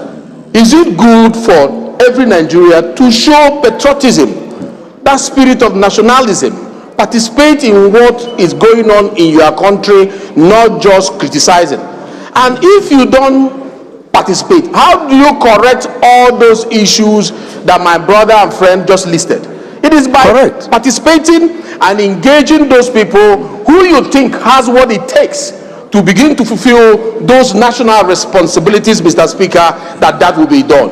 It is an injustice to this nation, very unpatriotic, for every citizen who bears our passport, who answers a Nigerian, not to participate in the electioneering process of this country, which is a process of advancing our democracy. There is no other argument that will suffocate that. It's a good bill, Mr. Speaker, and I think this point of order should be sustained so that we can vote. Thank you. Your point of order is sustained. Honorable Akarachi, you have the floor. I will leave the floor to you, but we'll just take 1 or 2 more. Mr. Speaker, I rise to speak on this bill that I deem is a must for this House to support. Mr. Speaker, I speak to you not just as a member representing Mbitoli Keduru Federal Constituency of Imo State. Mr. Speaker, I speak to you as a Nigerian youth. I speak to you as someone that has gone through the electoral process, someone that has been sent by his people. And I believe that one of the pre-qualifications to run for our citizens, our brothers and sisters, to come out and try out the system by means of their right to vote. How do we encourage them to even come and join us in political offices? So this bill is coming at the right time, a time where Nigerians are looking to this 10th house to let the playing field be level for inclusion, for everybody that's not comfortable. And I believe that with this bill, seeking to make it mandatory for our brothers, our sisters, our sons, our children, our fathers, those that for some reason before now have had apathy to come out to vote, that we register to vote and we exercise that right to vote. We must lend our voice. We must support this bill because this bill is one that stands for democracy of Nigeria. This bill is one that stands for fairness for every quarter, every demographic that has reached the legal age to vote, to come out and vote. So, Mr. Speaker, honorable colleagues, I Engineer Karachi Amadi, representing the people of Umbitoli Keduru Federal Constituency, lend my voice and support this bill. I so support, Mr. Speaker. Thank you very much. And we have so many debates on the other paper, if you check. But you are not wearing a red cap now.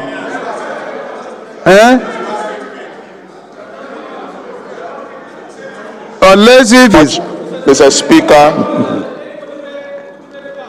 you will be the next. You will be the next. He promised to wear red cap on Tuesday. That's the condition. Mr. Speaker. Mark Eset is my name, speaking for the good people of Uyo, Uruan, Nsiratai, and Ibesiposit and Federal Constituency. The only state, from Akwa Ibom State, the only state you can see in the Nigerian airspace flying. Mr. Speaker, while I thank you and other sponsors of this bill, that is a good bill, it's a wonderful one, but I have some reservations, Mr. Speaker. We are trying to put something on nothing. It is not the problem mandating citizens to vote. There is no problem making it compulsory for citizens to vote. But a situation where citizens have lost confidence in their vote, it becomes a problem, a very serious problem. And as such, Mr. Speaker, while we are making a law to make voting compulsory, we should also make a law that will make the votes of citizens count.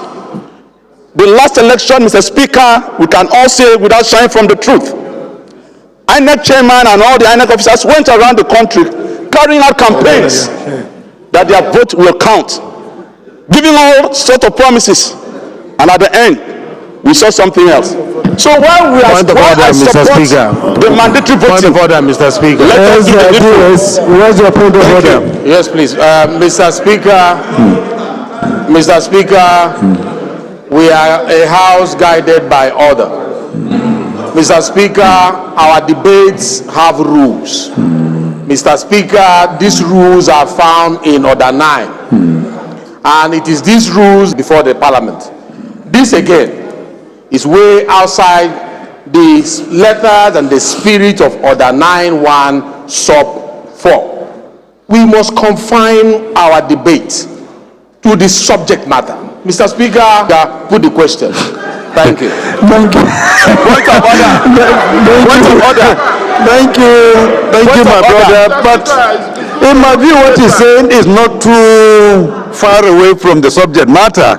It's just that we need to understand that for us to deepen democracy and extract the commitment of people, we have to make them part and parcel of the election process. Point of order. Not everyone has that responsibility of feeling himself that he is part of the election, either for or against every leader.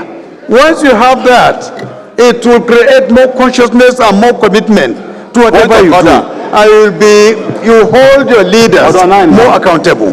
So please, what you have said is noted, and I'm happy that you didn't say it is not a good thing to do. It's just that you are saying you do not see, you have observed that a lot of people have lost confidence in the country. And this is one of the areas that we can restore the confidence of people.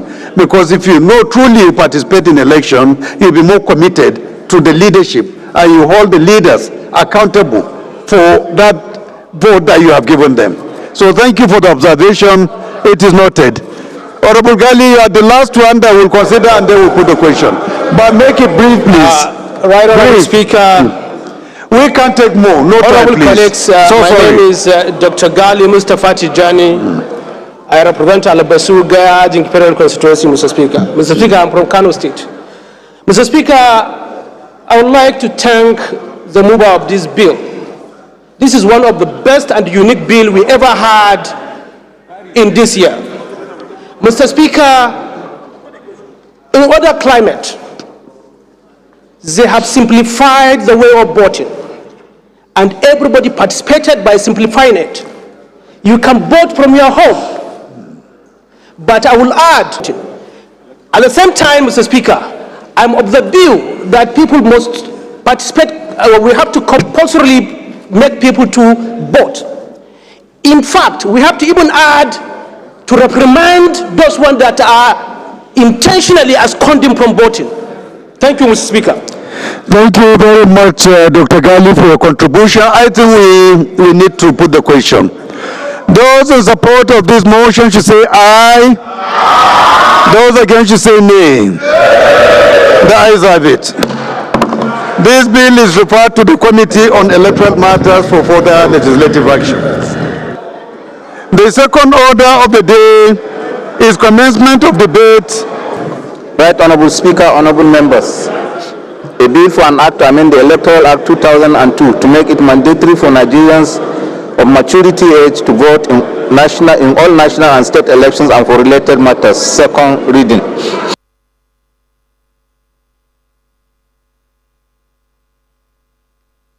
Second order of the day is commencement of debate on the general principles of a bidding in the name of Honorable Julius Ehoveri, the House Leader. Honorable members will recall that the bill was read the first time on Thursday, 15th May 2020 of the standing order to enable the House commence and conclude debate on the general principles of this bill for an act to amend the Northeast Development Commission Act. Please go ahead. Thank you, Right Honorable Speaker. Francis A. Jirogane, YVS, my name. I represent the entire people of Ugele North, Ugele South, and Udu Federal Constituency. I'm from Delta State. I rise to move that the House do suspend its relevant rules to enable the reading of the first and second reading and consideration of the bill for an act to amend the Northeast Development Commission Act 2025 of related matters 2320 HB. I so move, Mr. Speaker. Any seconder? I didn't see Honorable Zanna raising up his hand. Please go ahead. Thank you, Your Excellency, Mr. Speaker. I'm Honorable Zanna Usman, representing the good people of Kagao, Gubioma, Gomeri Federal Constituency. I rise to second the bill the act to amend the Northeast Development Commission Act for second reading, HB 2320. Those in support of this motion should say aye. Those against should say nay. The ayes have it. I now invite the leader to move that the bill be read the second time. Leader. Mr. Speaker, the very good people of Owa Federal Constituency, Edo State, I rise to move that the bill for an act to amend the Northeast Development Commission 2025 and for related matters HB 2320 be read the second time. I so move, Mr. Speaker. The minority leader. Thank you, Mr. Speaker, my very respected honorable colleague. I remain Ali Issa JCP HD, representing Balanga Billiri Federal Constituency from Gombe State. Mr. Speaker, I rise to second the motion moved by our able leader that HB 2320 be seconded for second reading, Mr. Speaker. Thank you. Those in support of this motion should say aye. Those against should say nay. The ayes have it. Leader, just lead the debate briefly, and then we'll put the question. Mr. Speaker, thank you for this opportunity. If you recall, yesterday we had the opportunity to deal with 4 development commissions, essentially expanding the directorates from 4 to 12 to make them all uniform. We go to the South-South, the Northeast, the North-Central, the Northwest, the Northwest, South-South, and Southwest. Today we want to deal, and the Southeast. Today we are dealing with the Northeast development to bring it at par and uniform level with the other commissions, basically to expand the directorates. And I think this is good. The Northeast is always functioning. The chairman, my former chairman, a good man, Honorable Zana. On yesterday on 4 other development commissions. So we want to bring all the commissions at par with each other so that we have general application General Act applying to all the commissions. So with this explanation, we go ahead and put the question. Those in support of the second reading of this bill should say aye. Those against should say nay. The ayes have it. Clerk. Right Honorable Speaker, honorable members. A bill for an act to amend the Northeast Development Commission Act 2025 and for related matters. Second reading. This bill is referred to the Committee of the Whole for Imo State 2024 and for related matters. Standing in the name of Honorable Harrison Anozi Nwadike. Honorable members recall that the bill was read the first time on Tuesday, July 2nd, 2024. I now invite Honorable Nwadike to move that the bill be read the second time. Yeah, thank you, Mr. Speaker. Honorable colleagues, I am Honorable Barrister Harrison Anozie Nwadike. I'm a native of Isu clan from Imo State, and I represent the good people of Isu, Njaba, Nkwere, Wangele Federal Constituency. And I rise this afternoon, Mr. Speaker, honorable colleagues, to move that a bill for an act to amend the Agricultural Research Council of Nigeria Act, Cap A12, Law of the Federation 20. Honorable Jafar, can you approach the chair, please? To make provision for establishment of Nigeria Palm Oil Research and Production Technology Institute, Njaba, Imo State 2024, and other related matters, HB 1495, to be read a second time. Honorable colleagues, Mr. Speaker, I so move. Any second. The People's Speaker, honorable colleagues, my name remains Honorable Amobi Godwin Oga. I represent Nigerians through the good people of Isukwato and Omunochi Federal Constituency. Mr. Speaker, I'm from Abia State. Mr. Speaker, I rise this afternoon to second a motion ably moved by my brother and friend. I so second. Thank you. Those in support of this motion should say aye. Those against should say nay. The ayes have it. This is an establishment bill, honorable colleagues. In our usual tradition, we just go ahead and put the question. Those in support of this bill go for second reading should say aye. Those against should say nay. The ayes have it. Clerk. Right Honorable Speaker, honorable members. A bill for an act to amend the Agricultural Research Council of Nigeria Act Cap A12 Laws of the Federation of Nigeria 2004 to make provision for establishment of Nigeria Palm Oil Research and Production Technology Institute in Njaba, Imo State 2024 and for other related matters. Second reading. Honorable colleague, this bill is referred to the Committee on Agricultural Colleges and Institutions for further legislative action. The fourth order of the day is commencement of debate on the general principles of a bill for an act to amend the Federal Colleges of Education Act, Cap F, Laws of the Federation of Nigeria 2004, and establish Federal College of Education, Technical, Egua, Egbado North, Ogun State, and for related matters. Standing in the name of Honorable Adeboyega Nasiru Isiaka. Honorable members recall that the bill was read the first time on Thursday, 5th December 2024. And I invite Honorable Isiaka to move that the bill be read the second time. Thank you very much, Mr. Speaker. My name is Boyega Nasir Isiaka. I represent the people of Yewa North, Imekwa from Federal Constituency and from Ogun State.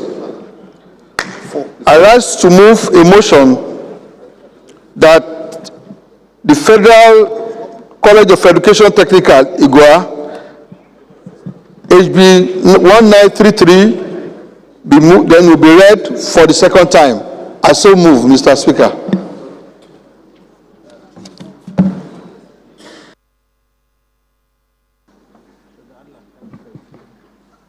Honorable, let's see this line.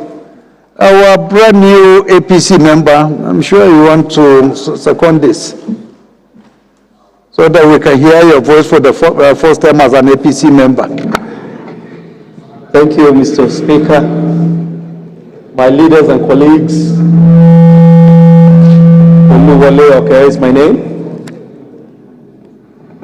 I'm from Ijesha North.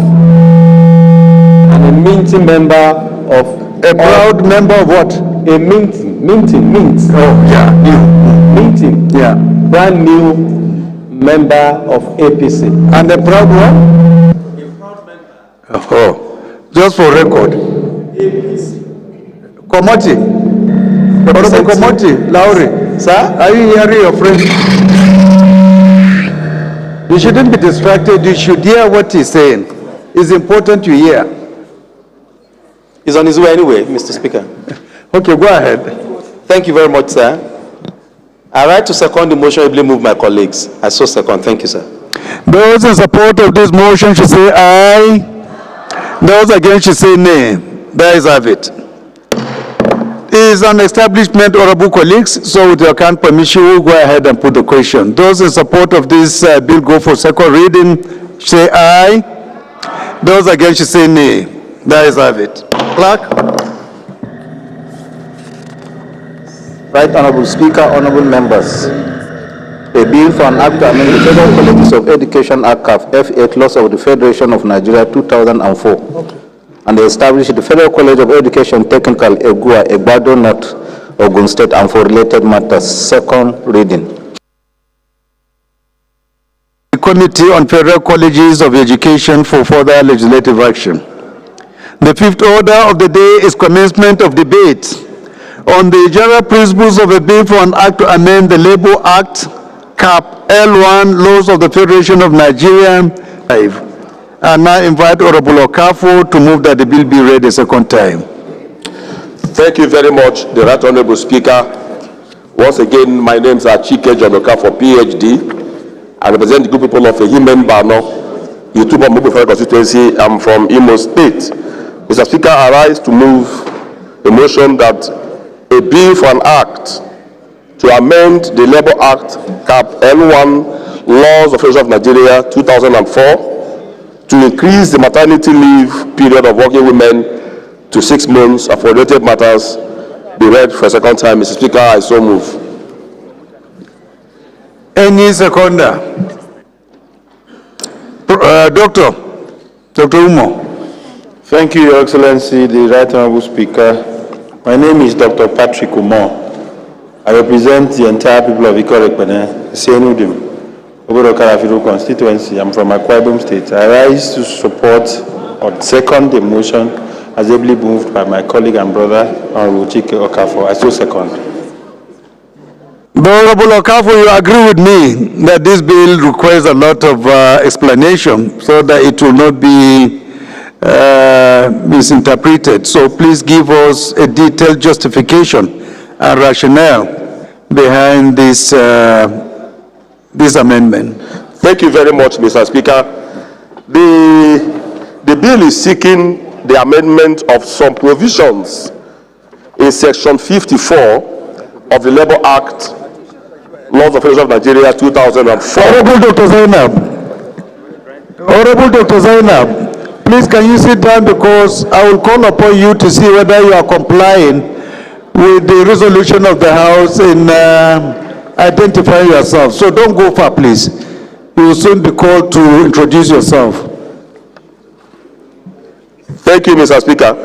The first amendment that the bill is proposing is in respect of Section 54, subsection 1A of the Principal Act, which provides that a woman shall have the right to leave her work or place of work if she produces a medical certificate given by a registered medical practitioner stating that her confinement will probably take place within 6 weeks. Now, this bill is proposing to amend the word 6 weeks to read 4 weeks. This is to enable the woman to be in confinement and deliver within 1 month. Now, Section 54, subsection 1B of the Principal Act provides that a woman shall not be permitted to work during the 6 weeks following her confinement. If you add the 6 weeks following her confinement with the 6 weeks in section 54, subsection 1A of the Principal Act, it will give you a total period of 12 weeks, that is 3 months, for her maternity leave. However, in this bill, we are proposing 4 weeks will be a pre-delivery leave period for her, one of life of a child. Breastfeeding for the first 6 months of life of a child promotes healthy development and well-being of infants and also young children. UNICEF data reveals that 37% of children in Nigeria in particular are stunted, while 45% deaths of children under 5 is linked to malnutrition. So the last amendment is in respect of section 54, subsection 1C, which provides for payment of 50% salary to a woman on maternity leave. Now, we are proposing to change this payment from 50 to 70%. This is because of the inflation and, of course, the present economic reality in the country. The cost of feeding has risen astronomically.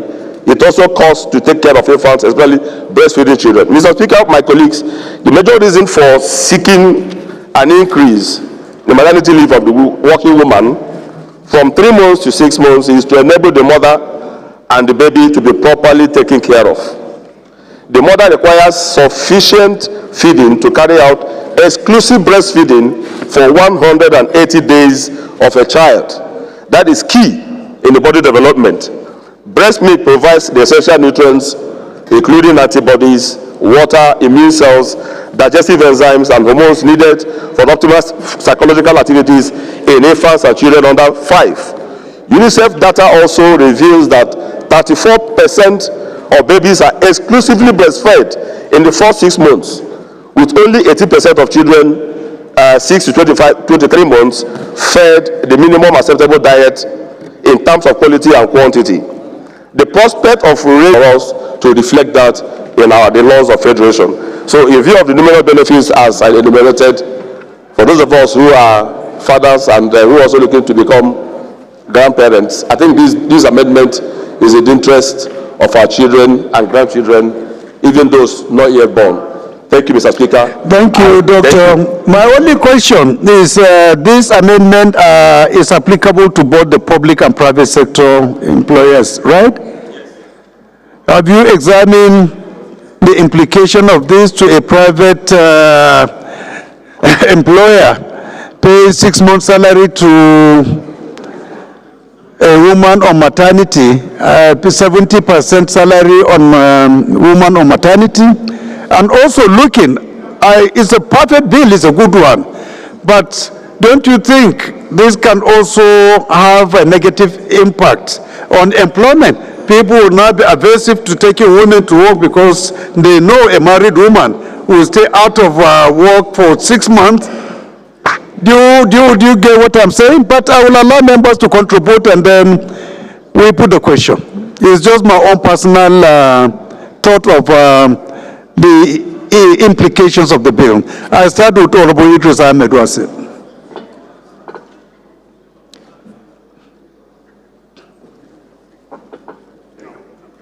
Mr. Speaker, respected colleagues, my name is Ahmed Idris, representing Waseferi constituency of Plateau State. Mr. Speaker, respected colleagues, I want to appreciate the mover of the motion and to thank you for the guidance. While the presenter of the motion was presenting his motion, what you are presenting were our side discussions with my brother and colleague. Certainly, sir, if this motion passes through, it's like a doom for the ladies to be employed in the Nigerian sector. And I think he mentioned many countries. I don't know, he didn't illustrate one single country to support the many countries that have adopted or have taken this particular trend. Sir, even to reduce the number, to increase the number to 3 months wasn't easy. And I believe production is something that grows economy, that brings our productivity and increases our economy. By the time you take 1 hour, the advanced countries that we're talking about don't employ like we employ to give a family. Rather, you work on hourly to earn your living. This is what we know. And we are not going that trajectory. We are rather increasing the more burden on government and the private sector. I think this bill would do the service to the Nigerian Labour Congress because they will lose membership. It will do the service to our increase in productivity. It will do the service to the entirety of our economy. I want to beg the mover of this motion to honorably follow the path of the guidance of the Honorable Speaker to step down the bill so that we also have our own good precious time. Thank you very much, Mr. Speaker. These are my submissions. Let's hear from the women. Any woman, female member who wants to contribute to this bill? Yes, Honorable Regina.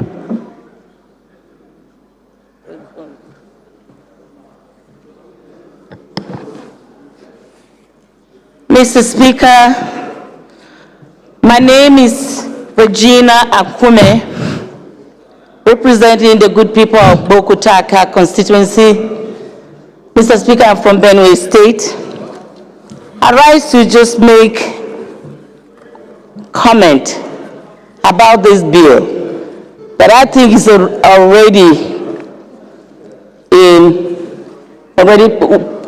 women are benefiting. My own thinking is this: women have a lot of odds. We have a lot of odds on our side. If you pass this bill, I feel the men who already feel women have their seat or their place behind the house or in the backside of the house or in the bedroom, they will start discriminating against us.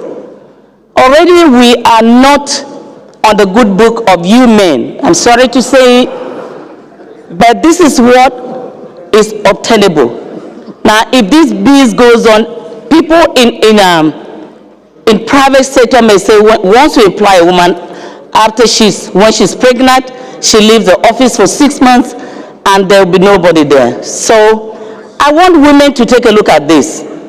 Some of us get birth and we're in the office. We could go back home, take permission, go back and feed your baby, come back. And our own bosses at that time were very understanding. So I just want women to take a look at it.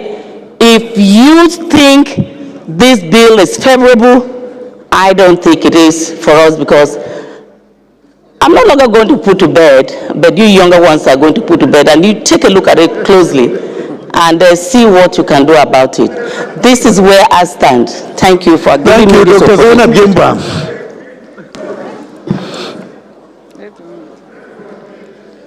Thank you, Mr. Speaker. Please address yourself properly for records. I implore you to address yourself properly. Honorable Kabilat, did you hear me? And you agree? Fine. Thank you, Mr. Speaker. Honorable colleagues, I am Honorable Dr. Zainab Gimba. I represent a sister to the Speaker, and as much as that, I also can be recognized as an indigen of Zazzau as well. And I cannot run away from, by extension, I may not be an indigen, but a partial resident of Kebbi. Thank you, Mr. Speaker. I know, because for me to have the floor to speak so that Mr. Speaker will not round me off, I have to make sure you have spoken well. You have spoken well. And I hope my sister Kafilat from the Women Affairs will give me more protection. Thank you. Mr. Speaker, as much as this bill is very important to all of us, especially to the childbearing women in Nigeria, because this bill, one of the benefits is that it will increase the bond between the child and the mother. We all agree with that. It will also support the breastfeeding procedure at that particular time. This bill will also reduce the risk of especially with women committees, because at this particular time, we are working on how to improve women equality in the country, gender equality. And when you say that I will be elected as a House of Rep member, and assuming I have a baby, and then I will be away from the house for 6 months. Now it is a reason for men to give to ensure that we do not come in. And that reason would be we are underrepresenting our constituencies. And similarly, in other sectors of the economy, as much as this bill is very important to us, but we have to make further consultation to see that it doesn't, while it benefits us, it doesn't affect us on the other side. Because economic empowerment, it might also bring more economic empowerment to the women, because at the end, we have to look at the counter disadvantages from this bill. And I fully support the bill, but we have to look at the time, because I don't think that we are mature to take this at this particular time, when we are already putting pressure on Mr. Speaker to see that we have more women in the House of Representatives. We have only about 14 or 15, and then now about 6 have given birth, and then they are underrepresented. I think we need more to discuss on this bill. Thank you, Mr. Speaker. Also wants to talk, so let's hear what he has to say. Well, thank you very much, Mr. Speaker. I want to appreciate the two last speakers who are mothers, and they appreciate the letter and the spirit behind the proposed amendment. I also listened to a former presiding officer, former deputy speaker, one of the most ranking members in this 10th assembly. And I've come to the conclusion that, or thinking that in as much as the reason behind the amendment is right and proper, but the timing, like Madam said, now the bill is stepped down by the leave of the House.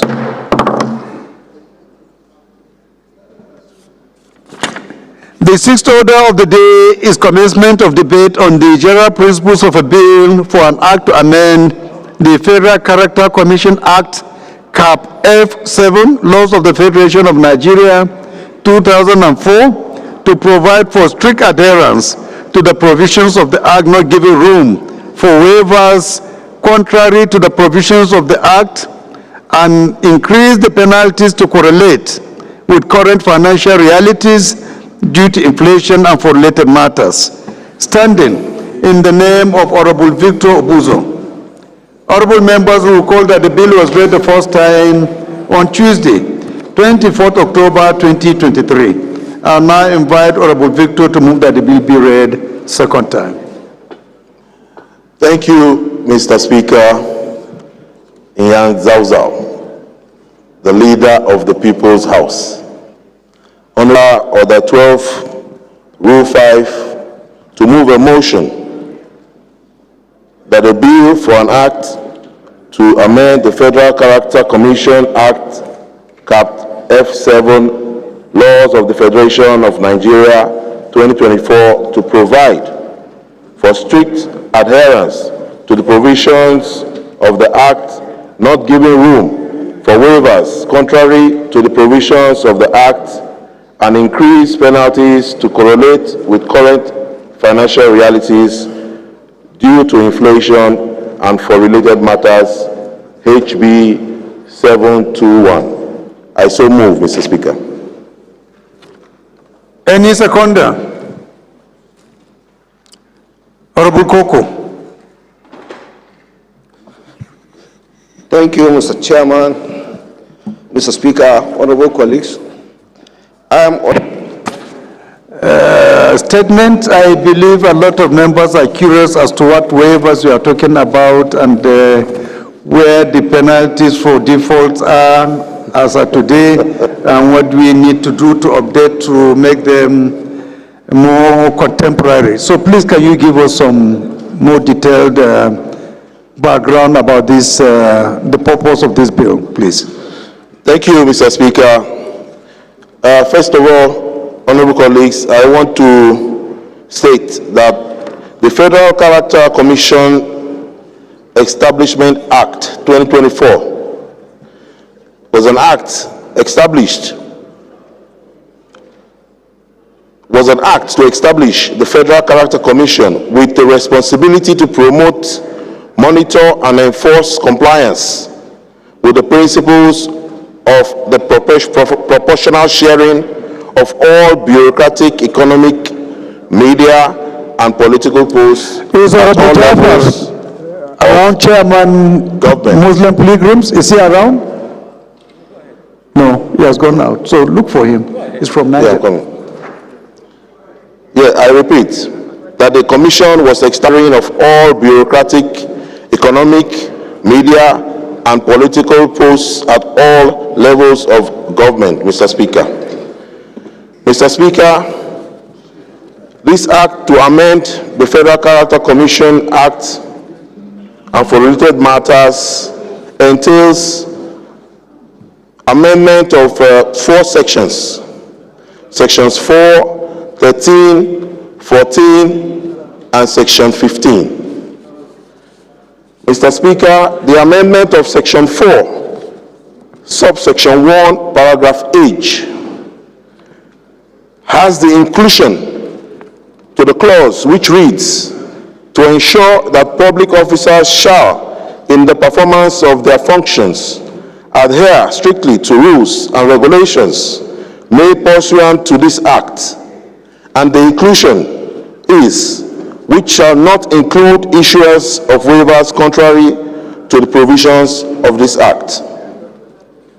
Mr. Speaker, Section 4 is further modified by including a subsection 3 which reads, subject to the provisions of this Act and without prejudice to subsection 1 of this Act, of this section, the Commission shall not have the power to grant waiver to any ministry, department, or agency of government with regards to these aforementioned bodies seeking for approval to fill up share cause to be submitted to the National Assembly and the President a report containing the details of recruitments, nominal roles, and summaries of all MDAs, Mr. Speaker.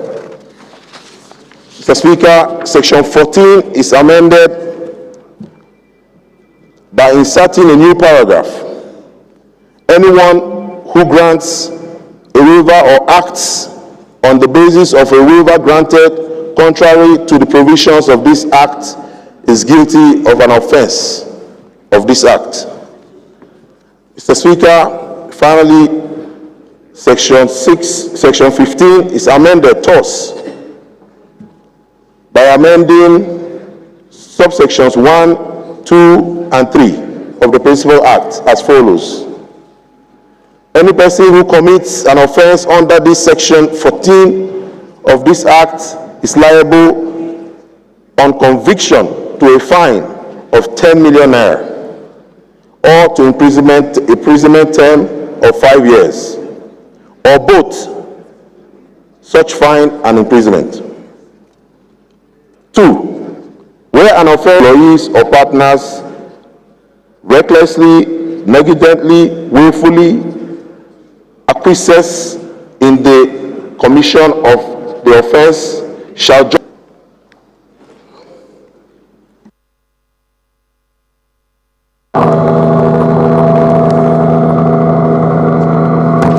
Mr. Speaker, respected colleagues, my name is Ahmed Idris, representing Wase, Federal Constituency, by your grace and grace of God, Chairman, Federal Character Committee. Thank you, Mr. Speaker, for giving me the opportunity to add or to make comments on this particular bill. Mr. Speaker, he quoted just one section of the Constitution, which the Constitution, takes such legal measures, including the prosecution of the head or staff of any ministry or government body which fail to comply with any federal character principle or formula. Is there embedded in the Constitution? Everything that is supposed to be done is there. What is quoting is from the Act. Section 3 of the Constitution is very clear. Any law that's inconsistent with the provision of the Constitution to the extent of that Constitution, it means null and void. But that's not where the issue is even, sir. Waivers are granted, for instance, when an agency wants to replace or fill in 5-10 persons. The cost of advertisement today, you know what it means. By the time you go into advertisement, certainly, sir, certainly, the role of the people coming in, the confusion that will be there, and then the cost is another thing that Parliament should be worried about. And I'm not saying that there had not been abuses. Of course, there have been abuses, but that's why the Parliament is there to checkmate those abuses that are likely to come up. It's just for us to do our job, and my committee members would bear witness. Virtually, Mr. Speaker, there's no week that we don't sit. In fact, we virtually have taken over the function of the commission in full-fledged to ensure, even where they grant waivers and we find it wrongly, to ask them to revert, and that we have achieved. And I want to beg that this bill, if passed, may have the consequences of first increasing the burden of governance, and we are now at the moment trying to increase cost of governance. If Mr. A today is not doing the right thing, do not expect that Mr. B, every institution, there are some residual powers that is granted to the chief executive, at least to do the right thing, not to abuse it. In doing the right thing, what we expect that if you are granting waiver for agency A, B, C, should be justifiable reasons, like it is specified in the Act. One, be timing. And I give you an example, sir. When custom advertise, the commission reduced the period for the advertisement. I immediately was saying that, got in contact with the chairman of the commission, got in contact with the chairman of the House Committee on Custom, drawing the attention to the Act and the provision of the Act and the constitutional provision, to say, no, the period of time you have given is not correct, and so you have to extend to ensure we go. But at the end of the day, sir, of course, we are not able to achieve 100%, but we are able to increase the threshold for those who have followed the trend. And not only that, sir, at times the approval comes after a very hectic, like he's saying, there are procedures for getting employment now in Nigeria. The procedures are like this, sir. First, you have to get approval for establishment position in the office of a head of service. I can tell you, my committee members will bear witness. At times, it takes almost 1 year. And I've had cause to speak to the head of service to say, this thing is happening in your office, it's not correct. Nigerians are suffering. Two, after getting the establishment position, they now have to go to a general office to again obtain support. And at times, you may have the established position given to you, but there's no financial backing. So what is asking for may not even be tenable because of the situation. Even after that one, you have to now go back again. After they go to IPPS, all these are different stages that are done. The frustration in the recruitment process in Nigeria are so much, and it's not coming from the federal character. I can say it for free that the bottleneck that is put in place. But I also appreciate if we allowed unchecked, some agencies may go to employ without the necessary backing and leave a burden with government. So first, managing the economy calls for the management in the office of the head of service to ensure establishment positions are gotten. This again go with many consequences from the university sector, which I believe you serve, which require, and there is no institution, if the chairman of education is here, can also bear witness, either polytechnic or college education, he will also say it here, that this issue of getting waivers, taking up to 6-7 months before they get the waiver. At the end of the day, even when they get the established position, before they are concluded, the employment process will have elapsed, and so they have to start de novo again. These are the issues before, and I want to beg that what you have said, these are the small issues that I can raise. I don't think that the waivers being granted there is for large employment. No, employment that have to do with serious number. Mr. Speaker, follow all the process, including this other one. I want to beg my colleague to make further consultation so that we'll have a better debate on this. Thank you, Minister. Thank you, Honorable Idris Ahmed. We have a former comrade with us here in the House. I don't know whether a former comrade would want to say a word or two, for or against. We all know who the former comrade is, right? For or against.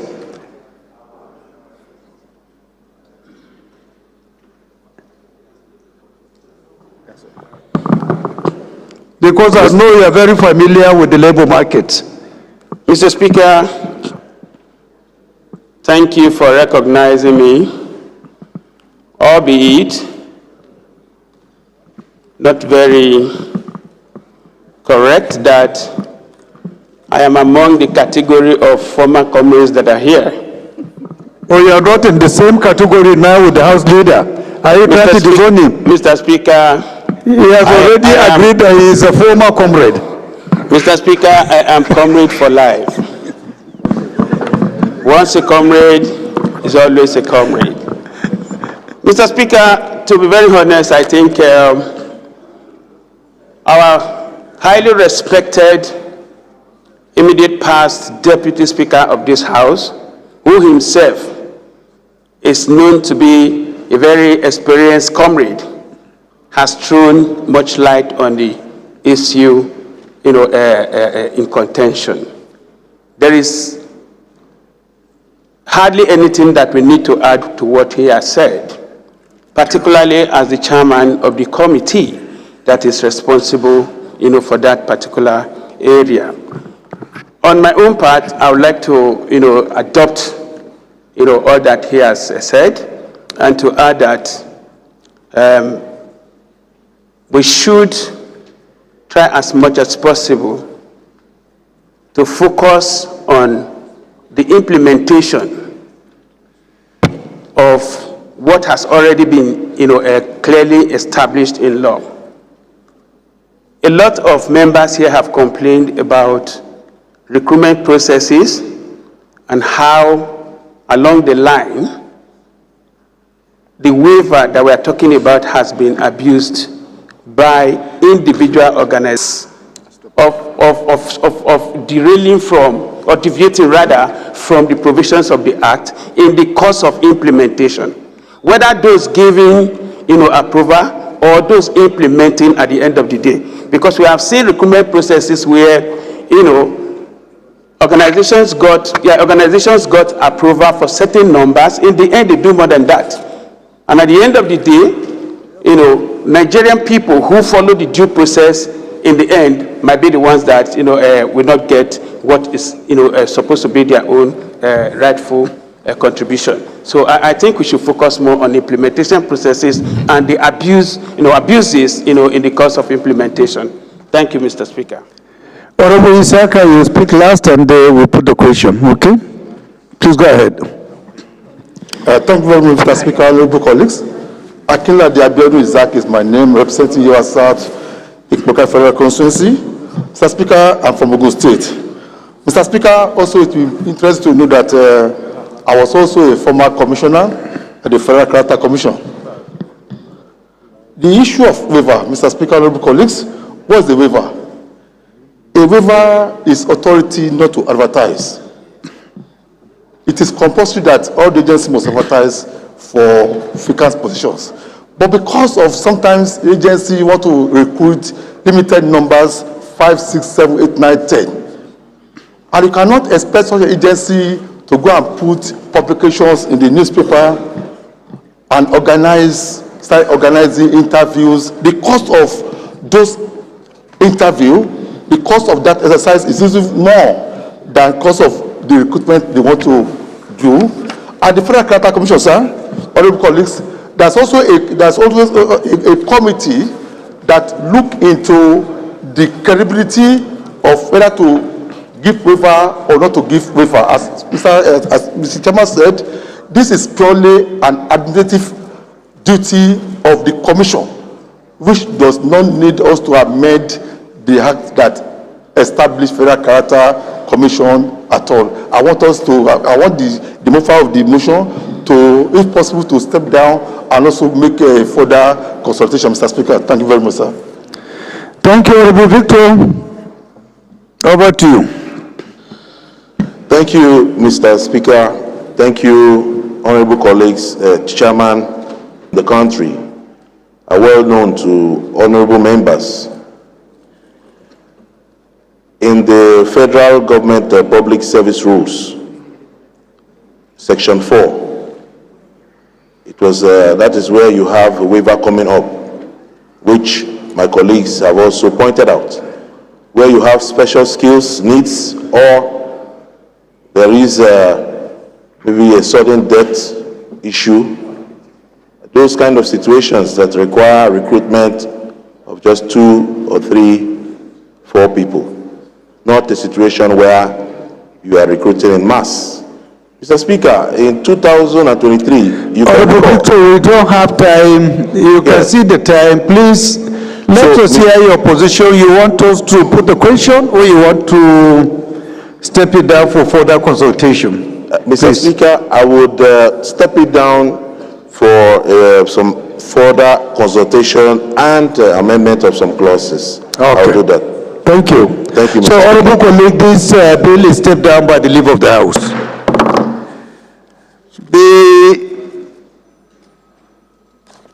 This beautiful day to move for the second reading of a bill for an act to amend the Nigeria Police Trust Fund Act number 6 of 2019 to increase the duration of the trust fund for continued training, provision of security equipment and related facilities, enhance the skills of the personnel of the Nigeria Police and for related matters.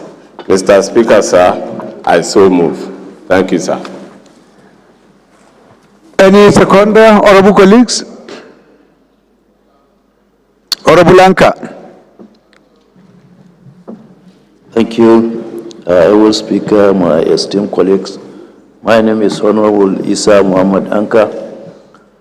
I humbly want to support this, important bill, heavily moved by my colleague, Honorable Adewale Ahmad. I so second. Thank you very much. Those in support of this motion should say aye. Those against should say nay. There is it. Honorable colleague, this is a straightforward bill. It is just seeking for extension of the Act enabling police trust fund, which from the information we have is about to expire, and we all are aware of the good work the trust fund is making to the police. So with your kind permission, we'll go ahead and put the question. Those in support of the second reading of this bill should say aye. Aye. Those against should say nay. There is it. And related facilities. Enhance the skills of the personnel of the Nigeria Police and for related matters. Second reading.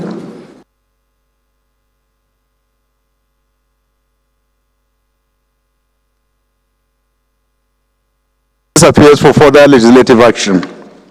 The eighth order of the day is commencement of debate on the general principles of a bill for an act to establish National Child Protection and Enforcement Agency and to provide necessary protection and care for the Nigerian child and for related matters, standing in the name of no any other person than our one and only Honorable Kafilat Obara. Honorable members will recall that the bill was read the first time on Thursday, 28 February 2025. I will now invite Honorable Obara to move that the bill be read the second time.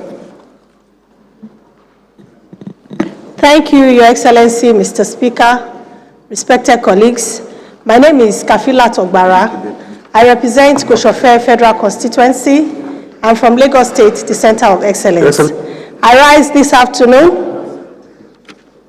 to seek that a bill for an act to establish National Child Protection and Enforcement Agency and to provide necessary protection and care for the Nigerian child and for related matters be read the second time. I so move, Mr. Speaker, respected colleagues.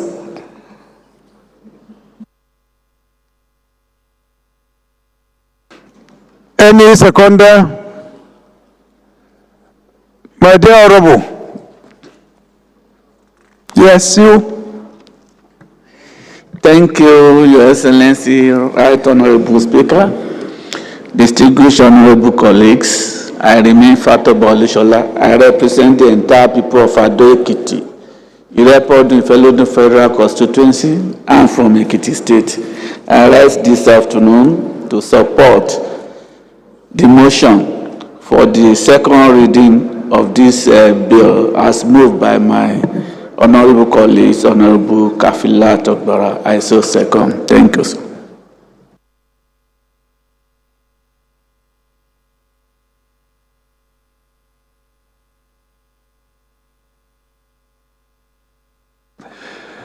Those in support of this motion should say aye. Those against should say nay. The ayes have it. I think this is an establishment bill, and we have a usual tradition of putting everything forward to public hearing for further deliberation. So with your kind permission, we go ahead and put the question. Those in support of the second reading of this bill should say aye. Those against should say nay. The ayes have it. Clerk.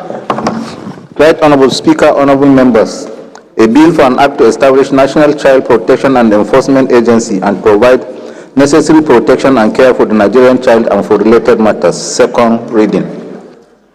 This bill is referred to the Committee on Women Affairs for further legislative action.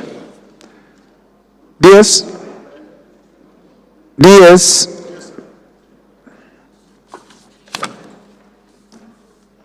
Sorry, before he comes, let me make some few announcements. The first is coming from Honorable Ali JC, the Minority Whip of the House, and this is the message. He said, this is to inform honorable members who intend to attend the official commissioning of roads by the Right Honorable Speaker, House of Representatives, His Excellency, Right Honorable Tajuddin Abbas, in Balanga, Billiri Federal Constituency, that the flight from Abuja to Gombe will depart on Monday 8 a.m. and return 3 p.m. the same day. Members can contact Honorable Bapa Aliyu and Honorable Abdullah Bala El Rashid for further information. Again, it's my pleasure to announce the composition of another committee to investigate the implementation of the CNG policy. This committee will be chaired by Honorable Ahmed Jaha from the Northeast. We have Honorable Gali Mustafa Tijani as a member, Honorable Adewale Moruf, member, Honorable Sarki Dairu, member, Honorable Dixon Takir, member, Honorable Bukar Talba, member, Honorable Alex Mascot, member, Honorable Julius Bondi, member, and Honorable Wale Ahmed, member. We also have Honorable Mohamed Ozigi Tijani, member, and Honorable Esosa Iyawe, member. We also have another committee that we set up, and the composition of the members of the ADO committee to convocate a special discussion and security conference on the security challenges in Plateau State has Honorable Bapa Aliyu as member, Honorable Mansour Jega, member, Honorable Afuape Monde Afolabi, member, Honorable Abdul Malik Danga, member, Honorable Basi Akiba, member, Honorable Ize Nwachuku, member, Honorable Jafaru Yakubu, member, Honorable Atata Dios, member, and Honorable Dalade Aguye, member. The last but not the least is an announcement also coming from Honorable Ali JC, the Minority Whip, and this is to inform in court, he said, courageous members of the minority parties, that there will be a meeting of all the minority party members on Wednesday, 21st May 2025 at 3 p.m. in the Old House Chamber Conference Room, 028. Members are advised to attend as crucial issues to move our country forward will be discussed. But I'm sure you come and tell me to the meeting, Abi. So then be guided to go there by 3. Thank you. So, honorable colleagues, those are the information for you. Thank you very much. DS, please can you come and take over?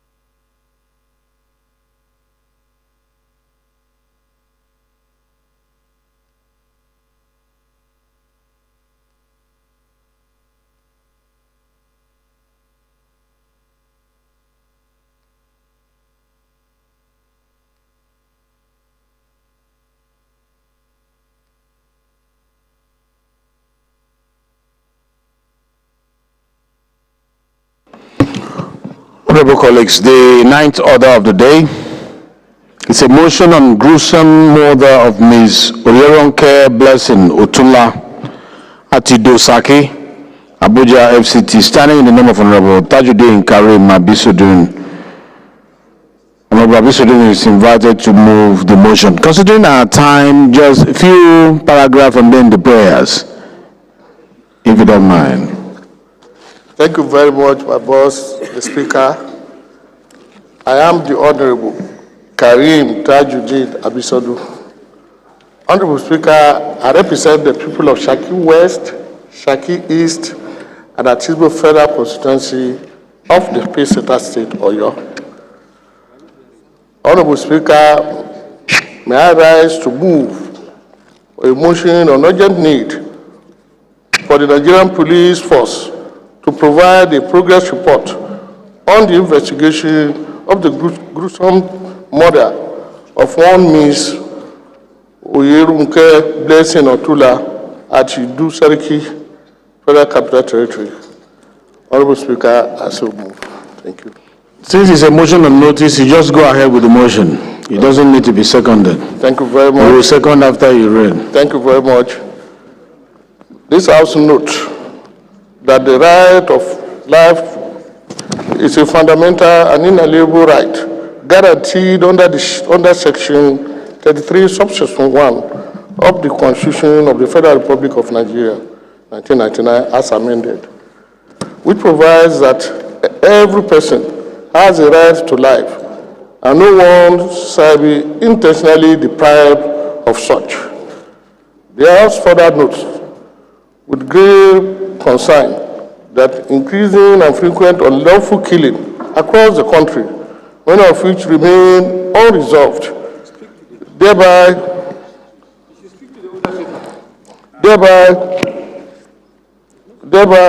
undermining public confidence. I hope you are reading according to the order paper.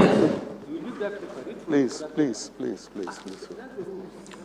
Honorable Speaker, I hope I have your protection, please. The rule is you follow the order paper. What you have said because members are following you. So they lost you. They lost you at the point. It's on page 773. But I know. On page 733, please. So this House also note that several international and regional instruments, such as Article 3 of the Universal Declaration. Honorable Speaker, for lack of time, this House resolved that to mandate the Committee on Police Affairs and Justice to invite the Commissioner of Police, FCT Command, to give progress report on the investigation of the crime and report within 4 weeks to the House for further legislative action. Thank you very much. That was very good of you, Honorable Tajuddin, giving us a little background and going to the prayers as requested because of want of time. Really appreciate that. Any seconder to this motion? Any seconder? Yes, please. Thank you very much, Mr. Speaker.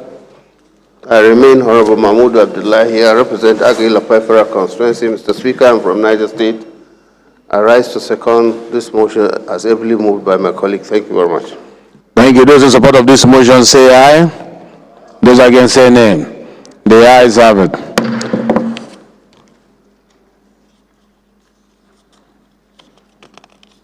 The motion is referred to Committee on Police Affairs as well as Committee on Justice. Most distinguished colleagues, the 10th order of the day is a motion on restoration of Aniocha North 2 State Constituency of Delta State. Signing the name of Honorable Ngozi Okoli, Honorable State Constituency of Delta State. Yeah, as the following what Honorable Tajuddin just did, since it's published, it's on notice, just give us a little background, 1-2 paragraph, and then the prayers, if you don't mind. Okay. Thank you. The House notes that in 2014, the people of Idumujuno and all those places in the constituency, the House also knows that the Federal High Court dismissed the originating summons, the Court of Appeal, Benin Division, on 22nd November 2017, delivered judgment in favor of the people, ordering the restoration of Aniocha North 2 State Constituency and directed the Independent National Electoral Commission to conduct elections in that constituency. The House, aware that INEC filed an application for leave to appeal the judgment of the Court of Appeal at the Supreme Court, but the Supreme Court, in its ruling of November 29, 2019, dismissed the application, thereby affirming the judgment of the Court of Appeal as final, binding, and legally non-appealable. The House also aware that INEC, in compliance with the judgment, conveyed a meeting with the stakeholders of the constituency on the 19th of November 2020, pledging to implement the court's directive. Subsequently, INEC submitted a comprehensive report to the National Assembly for consideration in line with Section 115 of the 1999 Constitution. The House resolves to approve the restoration of Aniocha North 2 State Constituency, Delta State, as ordered by the Supreme Court in the suit number SC 129/2019, and the House mandates the committees on electoral matters and legislative compliance to ensure implementation. I so move, Mr. Speaker. Thank you again, Honorable, for making it as brief as possible. Yeah, any seconder to this motion? Yes, Amobioga, please, Honorable. Thank you, Mr. Speaker, my honorable colleagues. My name remains Oga. I represent Nigerians through the good people of Isukwato and Umunochi Federal Constituency. Mr. Speaker, from Abia State. Mr. Speaker, I rise to second a motion ably moved by my friend and my brother, Honorable Okoli. I say second. Thank you. Those in support of this motion say aye. Those against say nay. The ayes have it. It is a straightforward motion and is referred to Committee on Electoral Matters as well as Legislative Compliance. Please, Chairman, Rules and Business, kindly move that we suspend our rules to take only 2 items from the consideration list. So we'll take 9 and then number 15 and number 16, if I'm not mistaken. On the other paper is 11 and 12. And while we suspend from 13 to 21 to Tuesday because of the number here and the time fast spent. Thank you, Right Honorable Speaker. On your instruction, I move that we suspend our rules and take only the listed matters. The first 2. I so move. Thank you. Second, please. Thank you, Right Honorable Speaker. Honorable Members, Kwameti Bitrus Lowry, representing the Amsano and Lamude Federal Constituency.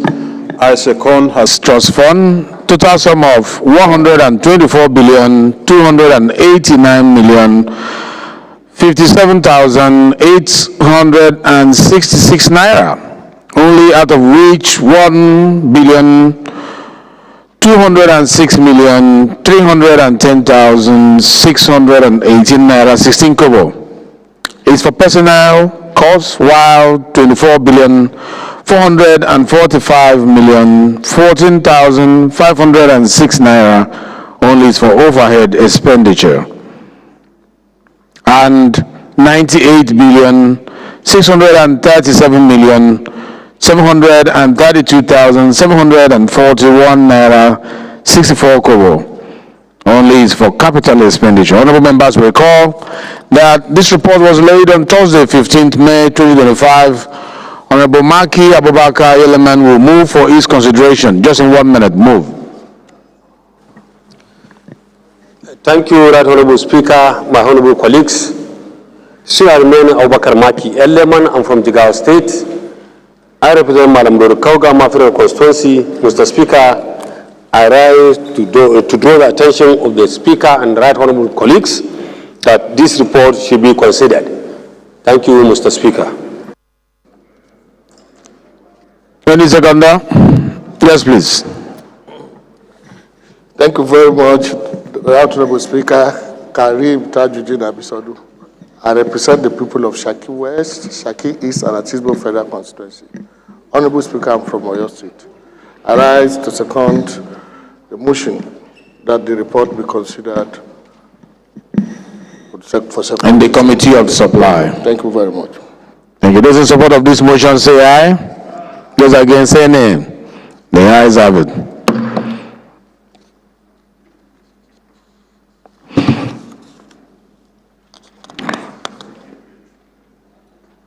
Please, leader, move that we go into the Committee of the Supply.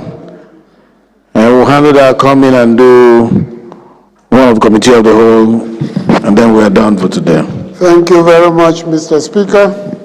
I rise to move that the House do resolve to Committee of Supply to consider the report from the Committee on Police Affairs. Thank you. Minority Leader. Thank you, Honorable Speaker, honorable members. Committee Beatrice Lau representing Jamsanduma Lamudo Federal Constituency. I second has moved by the House Leader. Those in support of this motion say aye. Those against say nay. The ayes have it. The House hereby resolves into Committee of the Supply to consider the budget of the police affairs.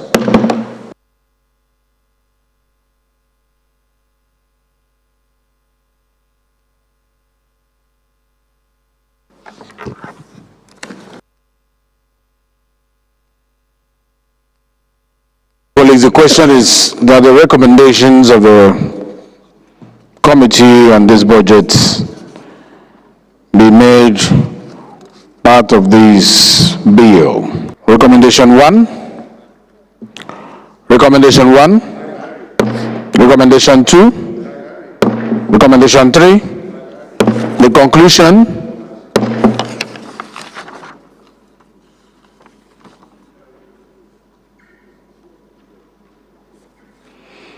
Leader, please move that we revert to plenary to report progress from the Committee of Supply.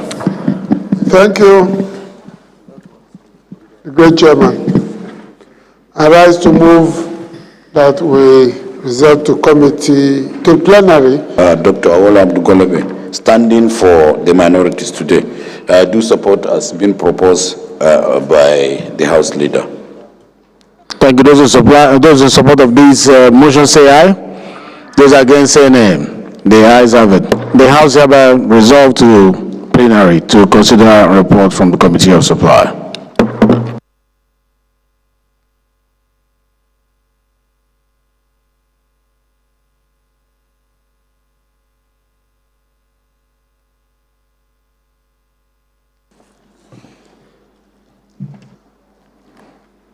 It is the Chairman's report from the Committee of Supply that the House considered a report of the Committee on the Public Police Affairs On the 2024 budget proposal of the Nigerian Police Trust Fund, the total sum of 124,289,057,866 naira, out of which 1,206,310,618 naira 16 kobo only is for personnel costs, while 24,445,014,506 naira only is for overhead expenditure, and 98,637,732,741 naira 64 kobo only is for capital expenditure. And I approve recommendation 1, 2, and 3 of the report. Leader, please move that this report from the Committee of the Supply becomes a working instrument of the Parliament. Thank you, Mr. Speaker.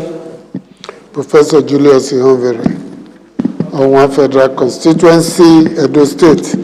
I rise to move that the House do adopt the report from the Committee of Supply as working documents of this House and reflection of the conversations at the committee.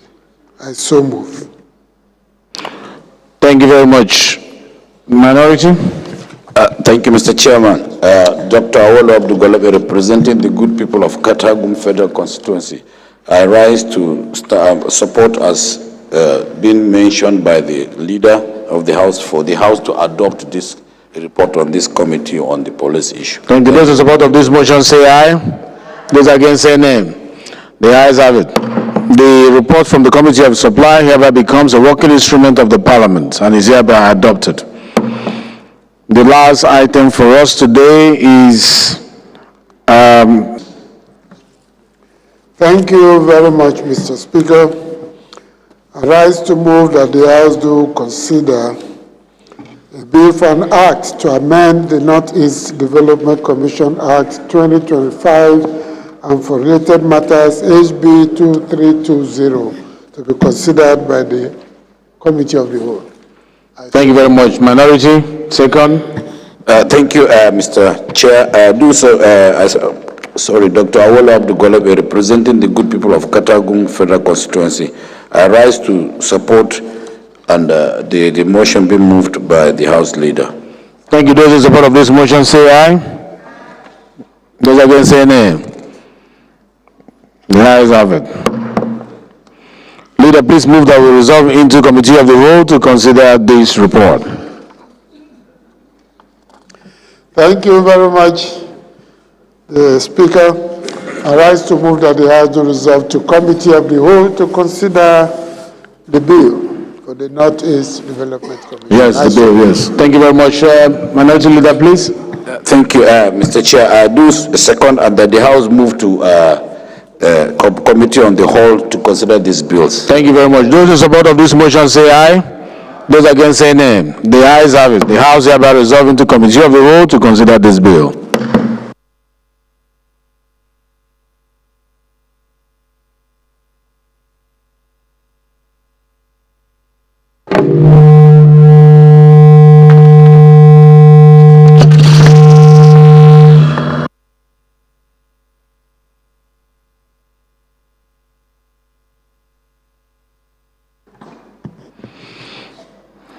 Honorable colleagues, the first bill to be considered is for an act to amend the Northeast Development Commission Act 2025 and for related matters. I invite Honorable Julius Ihonvere to give us a minute synopsis of this bill, please. Thank you, Mr. Speaker. Yesterday we dealt with 4 other commissions, and this is just the 5th. And we all know the functions of these development commissions: to move growth, development, peace, security, and equity closer to the people. This bill is just about one simple change to expand the directorate by moving it from 3 at the moment as it is to 12. Comes at par with all other development commissions. I urge my colleagues to support it. Thank you. The commission can operate efficiently. Thank you. Thank you. Honorable colleagues, the question is that clauses 1 to 4, explanatory memorandum, and the long title of the bill be made part of this act. So I ask the question, clause 1 to 4? Explanatory memorandum. Long title of the bill. Leader, please move that the House resolve to plenary to report progress on the committee of the whole. Thank you, Mr. Chairman. I rise to move that the House do resolve to committee of the whole. So to plenary to enable the Speaker to report to the whole House what happened at the committee of the whole. Thank you, Minority Leader. Chairman, thank you. Minority Leader. Dr. Awolo Abdugwalabi, I do second that the House do resolve to plenary season to consider this. Those in support of this motion say aye. Those against say nay. The ayes have it. The House hereby resolve to plenary to report progress.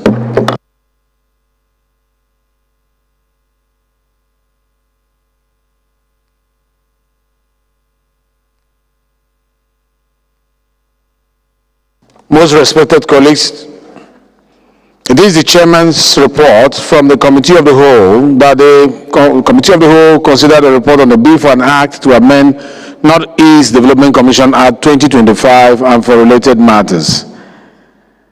And approved clauses 1 to 4, explanatory memorandum, and the long title of the bill. Let me ask this: is it Northeast 2025? Is that Act 2025? The Northeast Development Commission, Northeast.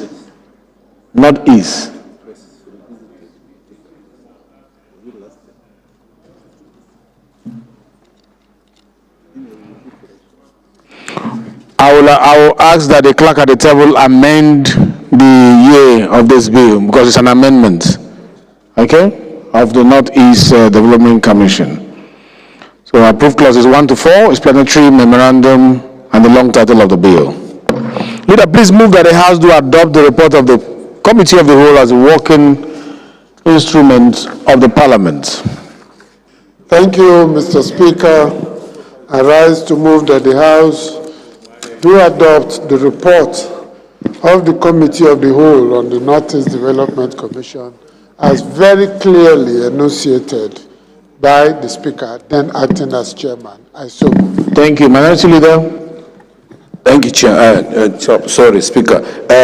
I do second that the House do resolve and to the committee what has been discussed in the Committee of the Whole for documentation to be the National Assembly's working. Thank you. Those in support of this motion that the House do adopt the report of the Committee of the Whole as a working instrument of the House say aye. Those against say nay. The ayes have it. The report of the Committee of the Whole hereby becomes a working instrument of the Parliament. Leader, please move that we adopt the votes and proceedings of today as working instrument of the Parliament. Thank you very much, Mr. Speaker. I rise to move that the House do adopt the votes and proceedings of today's plenary as working instruments of this House. I so move. Minority Leader, please. Mr. Speaker, I stand to second this sitting that all these working documents be, the Committee of the vote and proceeding to be approved. Yes. Those in support that the vote and proceeding of today's activity be approved, say aye. Those against, say nay. The ayes have it. Leader, please move that this House adjourn to Tuesday, same time, same place. Thank you very much, wonderful Speaker. And it's nice that today is Thursday and tomorrow is Friday. I rise to move on behalf of the very good people of Owan Federal Constituency that sent me here, that the House do adjourn plenary to next week, Tuesday, 11 a.m. at this same venue. I so move, Mr. Speaker.